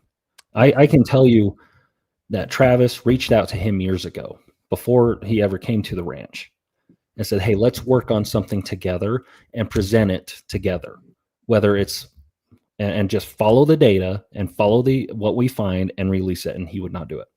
He says he won't even go near Skinwalker Ranch. He said he would never go onto it. And like, okay, I get being skeptical, but then why are you actually like afraid to go onto the ranch? Well, and then that's the thing, is like, I just saw the comment about Green Street. I was out there with him that night, and there's parts of it I won't go into, just because I don't think it. Anyways, he comes out and has his attitude, right? And Brandon was trying to 100% be open, which I thought was pretty noble, right? And most of us were like, no, why? Like, we were all, most of us going, no, we all thought it was a bad idea. And he was the one who was like kind of mocking a bunch of stuff. And we just sat down and were like, look, this is what we've had happen. And we showed him what we had at that time. And yeah, I'm not surprised at how he presented stuff. The thing is, too, is the first, because he wants to label everything a grift, and then he takes one night at Skinwalker Ranch and turns it into a fucking 5-hour and 5-part series. The first 4 parts, honestly, I was like, okay, this is actually pretty good. Mm-hmm. And then in part 5, he just flips the script and just stabs every single one of you guys in the back, one by one. And I was like, oh, wow. Yeah, and it was one of those things, the speculation of others is a reflection of yourself. it was very upsetting to see, because I go, I'd almost changed my mind on Steven, and I was like, damn, he did actually go in open, and he's like experiencing some stuff. And then that last part came out, and it was literally, it was one of the more like the most obnoxious things I'd ever seen Mhm. in Yeah. terms of like how to present a story, how to present a narrative. And I think that really hurt other journalists and other people who want to do similar style content, working collaboratively with the Skinwalker team. And maybe you guys are now a little sour to that idea. No, I wouldn't say no. There's been other, right, Of but yeah, course, I know, I it's know. yeah, but yeah, it's one of those things. At the end of the day, I'm not here to say you absolutely have to believe what I have to believe in this. I've been out here now for 8 years. I've interacted with things that on the ranch and off the ranch at my home. I've had things happen. I've other law enforcement, just other normal everyday people. And so it's just one of those things where I'm like, again, like, one, I don't need your permission to believe in something. Again, you don't need the government's oversight. Again, that's why we're trying to present the information the way we are. And yes, I'm willing to talk about more of these experiences that are more crazy, if you will. For instance, like what happened with Jake Huffman is like that. None of that was recorded with what happened with our phones. But I would say go look at, I believe it's season 4, when Travis and I are sitting out in the East Field and we start recording this strange signal coming across, and it sounds very similar to what I heard through my phone. That weird mechanical, like we also kind of compared it to signs when they're holding up the little baby monitor and it's the clicking between the aliens. I would say what I heard on the other line of the phone was much more electronic and just nuts. Weird, yeah. I know. Yeah. So my producer sent me something about this 1.6 gigahertz number, and so there's I can't go into all of it because it would take so much time, but you guys have also. I just want to hear you say this, and I'm not front loading you at all. All right. The above the triangle, and you guys have found that there's this invisible, what would you call it? Structure of some kind, not Some necessarily some kind of mathematical structure, some kind of field, some kind of force, for sure. There you go. Right. Bingo. So what do you, so we have some reverse engineering. There's this Russian or Soviet era reverse engineering documents that a lot of people believe to be like actual genuine, like 100% like mathematically sound. And he plugged a lot of this 1.6 gigahertz. And he said that would be it's a byproduct of whatever is driving its charge column at that resonance, which is operationally optimal. I can't go into it all, but it's very much in line with what you guys are seeing. I would say this is very much a stay tuned. There's something there. There's something I think that. So you're in reference to what is being called like the bubble, or the apple core was introduced because of this, what we're seeing specifically in the triangle spot. And we are getting more data. So, a question about, for an example, the data is these LiDAR scans and these SLAM scans from Pete Kelsey's equipment. And you see, I believe it's season 6, where Pete brought out 3 separate pieces of equipment. One was like the brand new model from this company, and his, I would say maybe a colleague, but one of the top people from that company came out with him, and she and he and I ran those pieces of equipment in the triangle and on other locations, and all 3 of those pieces of equipment showed the same thing. So either it's there, or all 3 of those equipments were hacked and weird, strange stuff happened at the exact same time in all 3. But still, stuff happened, and phenomena happened with that equipment, the TLS, the terrestrial laser scanners, that made this person from the company that Pete deals with weekly go, I can't explain this. I'm gonna And that's just one example from the GPS data that we've collected. All the camera recordings, we've literally terabytes, massive drives filled with video recordings over the years. interesting. I want to wrap up because we're punching up on time here, but I wanted to bring in Gene real quick because there's something that I want to read or have you hear real quick. We're gonna add him. I'll add him in, and maybe I'm gonna mute your thing so that we don't hear that echo. Can you hear me? He should be able to. We should all be able to hear you at this point. You can hear me now? Yep. Oh, okay, good. So here's the essentially it was just running that 1.6 gigahertz against a reverse engineering to get an idea if there was anything that would lead to that frequency particularly or have any association with it. And what it referred to was within the craft that's being reverse engineered, there's a solenoid system. And so it said when you treat the ionized charge column that the solenoid array generates as a cylindrical resonant cavity and solve for the natural resonant frequency using first the Bessel function 0, the geometry design yields an effective column radius of roughly 7 centimeters, which corresponds to a resonant frequency of approximately 1.6 gigahertz. So anything like that sound familiar?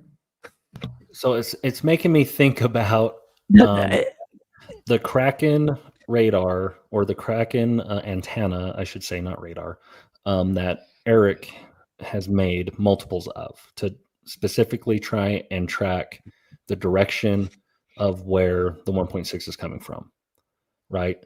And he's used that multiple times to go off ranch and start tracking the signal, and it starts coming from different areas, but it always leads him back to the ranch.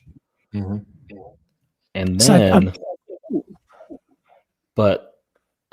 so I hope that's just what it's making me think of. And I've also been in the helicopter during an experiment where we're trying to track these signals.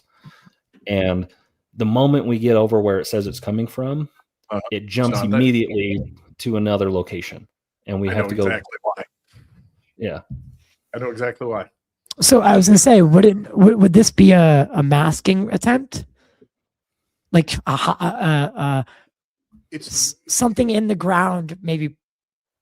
I can't even. Is it natural? Is it like a reflection off of? It's the structured vacuum that it's operating with it. So this is way above my pay grade. Yeah, but so I was just telling you, like, could this thing in the Mesa be creating some sort of field? Because whether it's active or not, like whether the craft or whatever the thing is inside the Mesa, whatever that thing is, if it's a craft, who knows? Whatever that thing is, could this signal be a byproduct of it? What it would be would be an interaction with it. So again, according to the research that I did based off of this, there's places on the earth, including like the Skinwalker location, that are just the natural optimal locations based on geology and its relationship to gravitational and magnetic fields and the craft's ability to develop this bubble. Some locations, again, based on geology or through geoengineering, can be used as amplifiers. Yeah, so we talk about when you look at the Uinta Basin, it's a bowl. And Right. just so happens, It is Skinwalker- literally a bowl. yeah, and Skinwalker Ranch is literally sitting in the center of it. And I have a really cool video from when I was up in the helicopter one night. Beautiful, gorgeous, just clear as clear. And as a helicopter is sweeping around, I record the video where you can literally see the mountains. In the Can you send that to me? Yeah. I won't air that one. I won't air that one, but I would love to You just. could air it. It's fine. That was years ago. But And depending on these corridors, so something like Skinwalker Ranch could have actually been engineered as a gap fill between natural corridors, or there was something done there specifically to amplify it to make up for weaker areas that Right. surround it. yeah, Well, and- could the bowl have been? Could it be that like an astro or like a piece of debris hits the earth and causes that bowl? maybe that's where I know many of these conversations sound familiar from the last couple of years, because like the bowl effect, and maybe why we're seeing these signals is when you go back and look.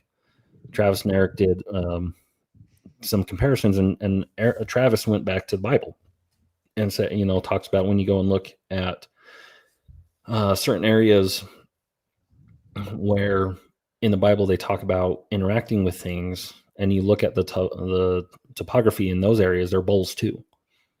Interesting. And he went through and did this whole presentation in regards to that, making those connections. And I also brought up the fact, like, okay, well, if you're going to be bringing up that too, you got to look at these individuals that they're talking about too, because again, you have to look at everything, the totality of the circumstances. And all of these people were searching for a higher being, if you will. They were all living by a moral or higher code, in my opinion, that we're all asked to live by. So I asked the team, are we the type of individuals that if something's going on out here, are we the type of individuals it wants to interact with? That's a good question. Are we doing the things that, this kind of leads me, a good example is this. Everyone's like, oh, if aliens want to come talk to us, who should we go and who should be the ones that they come talk to? And I'm like, I don't trust a single dang person in any government to represent me to The these human race. Yeah.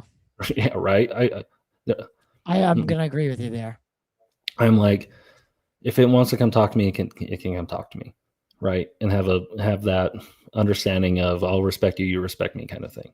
What if it is talking to you guys? And that's a very well could be, but I hate to bring it back up. I living help. Right. But and then that's the thing is, in my mind, so this is maybe going into one of these other topics, and I know we're coming up with time, but Ben Woodruff, our biologist, I don't want to go too deep into his stories, but I will tell you, he died from a massive heart attack about 1.5 years ago. Oh. He died on the table 8 times in the hospital. And he has some very, very powerful experiences from that. Really? And so when you go into the topic of like near death, or, like say there's a book called like Return from Tomorrow, these different books that very much go into these types of things, the stuff that he talks about only adds to my faith, if you will. Right. And that's what I wanted to round off with is like all the experiences that you've had on the ranch, off the ranch, I think we can both agree that the hitchhiker effect is something that we'll get to next episode with you, but we can safely assume that you think it's a thing. Mm-hmm. Yeah. So with everything, there's definitely some kind of intelligence behind it, in my opinion. Right. So without all of that, how has that changed you as a man from 7 years ago, 8 years ago, to now? Like, how has it changed you, Skinwalker Ranch specifically, and your faith? I would say it's only deepened it, because one of the things I was going to hit on is he talks about interacting with some things that cover multiple, if you will, phenomena. And I think I've told you this before in one of our previous conversations, is I've had experiences, again, on and off the ranch, where I can place some of them in more of a spiritual interaction. Like through that lens. Yeah, of course. Right. And then there's other ones that definitely 100% in my mind are more technological, like some kind of technology, whether that's human or not, I don't know. But then say other dimensions, right? I can see in my mind, if I think about it and am able to explain it well enough, it all is connected, right? I think so. And we know that there's other beings in both the Bible and the Book of Mormon. It talks about other beings. It talks about angels. It talks about demons. It talks about all this stuff, right? Which are by definition non-human intelligence. Right. Yes, but so I can see different realms, if you will. Like I can see little green aliens living in a whole different dimension, as well as angels or demons living in other dimensions, right? Like it doesn't shatter my way of thinking about, it doesn't have to be just one thing. Yeah. Right. But does it worry you that, like, because right now, Trump saying like, oh, we're going to declassify all the UFO files, there's been this like really big uptick in people that think that what we're dealing with here is demonic. I think that is a very, very dangerous thing to do, is to conflate the two. Well, and I guess could it be the same thing? Like, could it be the same thing that through that we've seen through different lenses? Like our ancestors called them angels and demons, and we call them aliens. Like, could that be a thing? Absolutely. But I think to conflate the two just off the bat and say, no, those are demons. We can't interact with them. Yeah. At all. We can't even tell anyone they exist, because if we do, it's so paradigm shifting. That's where I get into holy shit. Like, we got to separate church and state to some degree. Well, and yes, yes and no, right? Because I think it's very much part of the discussion of how open are we? Because I would say, like, unless I had that type of experience showing, these are 100% demons, right? Like, very well could happen. I'm not saying it couldn't. But yeah, in a way, I'm still skeptical of that. But I understand where you're coming from. But at the same time, it's like you say, like you bring up like the church and state thing. Yeah, I absolutely, like, in that principle, there was a separation. Yes. But there was nothing in those men that wrote that saying I can't bring in my religious views into my political views.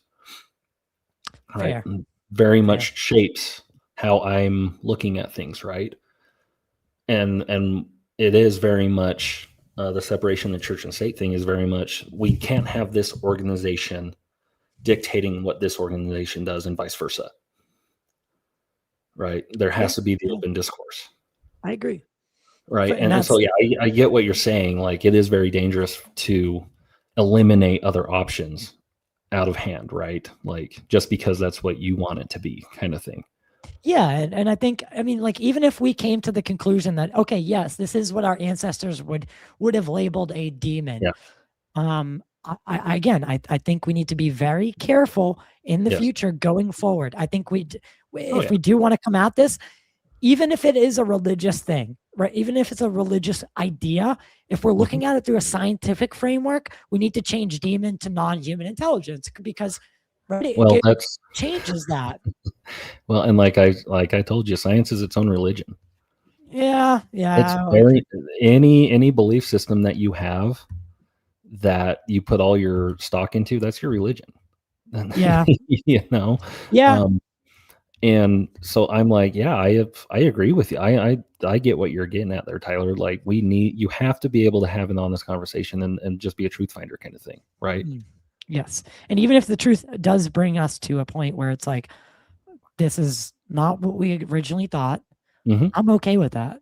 I think there are a lot of people that aren't okay with that. So when you tell them it's not, a little gray being that comes from Zeta Reticuli, I think they get really upset. Because again, I think even ufology to some degree for some people is a religion. Oh, Or- very much so. It's people get more upset when you insult their non-belief system as Yeah, opposed to like their actual belief system, right? So if they absolutely 100% do not believe in something, they will get more offended and more apt to react in a egotistical and angry way than if you're attacking like their actual belief system, right? yes. Yeah. Which Which is it's really like, backwards to me. yeah, and it's like the same side of it, the different side of the same coin kind of thing Absolutely. in my mind. But and I love how Eric also says this, and he's been saying it for years, is how can we reboot the narrative and elevate the discourse, That's good. I like right? that. And I like that's so again, yeah, like that we have, again, I see things through the lenses based on my experiences, just like everybody else. And that's like an example is I've had stuff happen as a law enforcement officer during this time that were very much faith building, even though they came from very tragic cases. Yeah. Right. Right. And I would, people say, oh, demonic force. I'm like, I can show you some human beings that are absolutely 100%, in my opinion, demons. Just pure evil. Right. I will agree with you there. Because that's my definition of like if you don't think evil exists, like again, just take a look at the Epstein stuff. Yeah. Right? 100%. I am Evil exists. Absolutely 100% right. And I'm one where I'm like, we have plenty of millstones and rope and ocean tides, and we can take care of that issue. Yeah, exactly. But But that comes up to us as individuals being able to have that discussion and go, okay, let's take care of business. Yeah, 100%. So Kaleb, we're gonna have to bring in. We're gonna be doing this, kind of full on assault of trying to get guests in the studio in the future. So I'd love for you to be one of them. Where can people, other than on the History Channel and on the actual TV show, where can people interact with you and see what's going on with everything on Skinwalker Ranch? You guys have done something great, by the way, opening up the ranch to anybody, essentially. The full security feed. I mean, if someone wanted to sit and watch Skinwalker Ranch all day, they could. Yeah, and there are people that do. So that is skinwalker-ranch.com, or if you just put skinwalkerranch.com in, it will take you there too. And that's the insider page. And then also I'm on Instagram and Twitter and Facebook. I'm generally spend most of my efforts on Instagram. And it's Kaleb Bench or Kaleb.bench, and you should see my photo that it's the same photo that I think you got, Tyler. And yeah, so that's where I'm. Check them out. Yeah, that's where I'm at. That's where I'm posting more stuff and working and obviously doing stuff like this. I appreciate you having me on and having the discussion. Yep, plenty more to be had. And again, like I was saying at the beginning, I remember our first conversation. I was still very green back then. I was doing it as we all were. Yeah. I was doing Total Disclosure as a segment of the other podcast, and it was so. Oh man, I think we've both come a long way, and it's really been nice to catch up. We get some of that introductory stuff out of the way, so that when we bring you in, we can kind of go into the real like storied aspect that I really want to. I have a few things I'd love to, man, catch up on. So yeah, of course, we got plenty of stuff, and I'll remind me what I can send you to show. Absolutely, whatever. So, and I'll get them over to you. Absolutely, and for everyone, for anyone in the future, we're going to be doing a little bit of a secondary, if you will, live show tonight, whenever you hear this, go back and watch. But Gene and I, the producer, we're gonna sit down, we're gonna dish, because we got some things we want to talk about, especially with all the developments as of lately. So Kaleb, thank you so much for being here. To everyone else, check out that live stream after the fact. And Kaleb, you're always welcome. Like I said, I'll be in touch, and let's try to get you up to Boston, man. Right? Heck yeah, I'll come over to Boston and go. Let's go watch the Celtics. Yeah, I would love to go to a game, brother. I would love to. We can carve time out for that. Right. But so, yep. Watch season right now. You can see all the seasons 1 through 6 of The Secret of Skinwalker Ranch on History Channel, or if you don't have cable, you can get it on History's The Vault, which is such a great. That's what I use because I don't have cable anymore. So it's a really great show. Again, I think it's one of the best out of that sector because it is very rigorous in its data collection, its scientific driven focus, and it is also really fun to watch the personalities like yourself come to fruition over the years and come into your own. So truly one of the better shows on History Channel, in my opinion. Well, thank you. I appreciate the support. As always, everybody, like, share, subscribe, and if you listen on one of the great podcast platforms, leave a rating and a review. Helps us continue to stay in the conversation.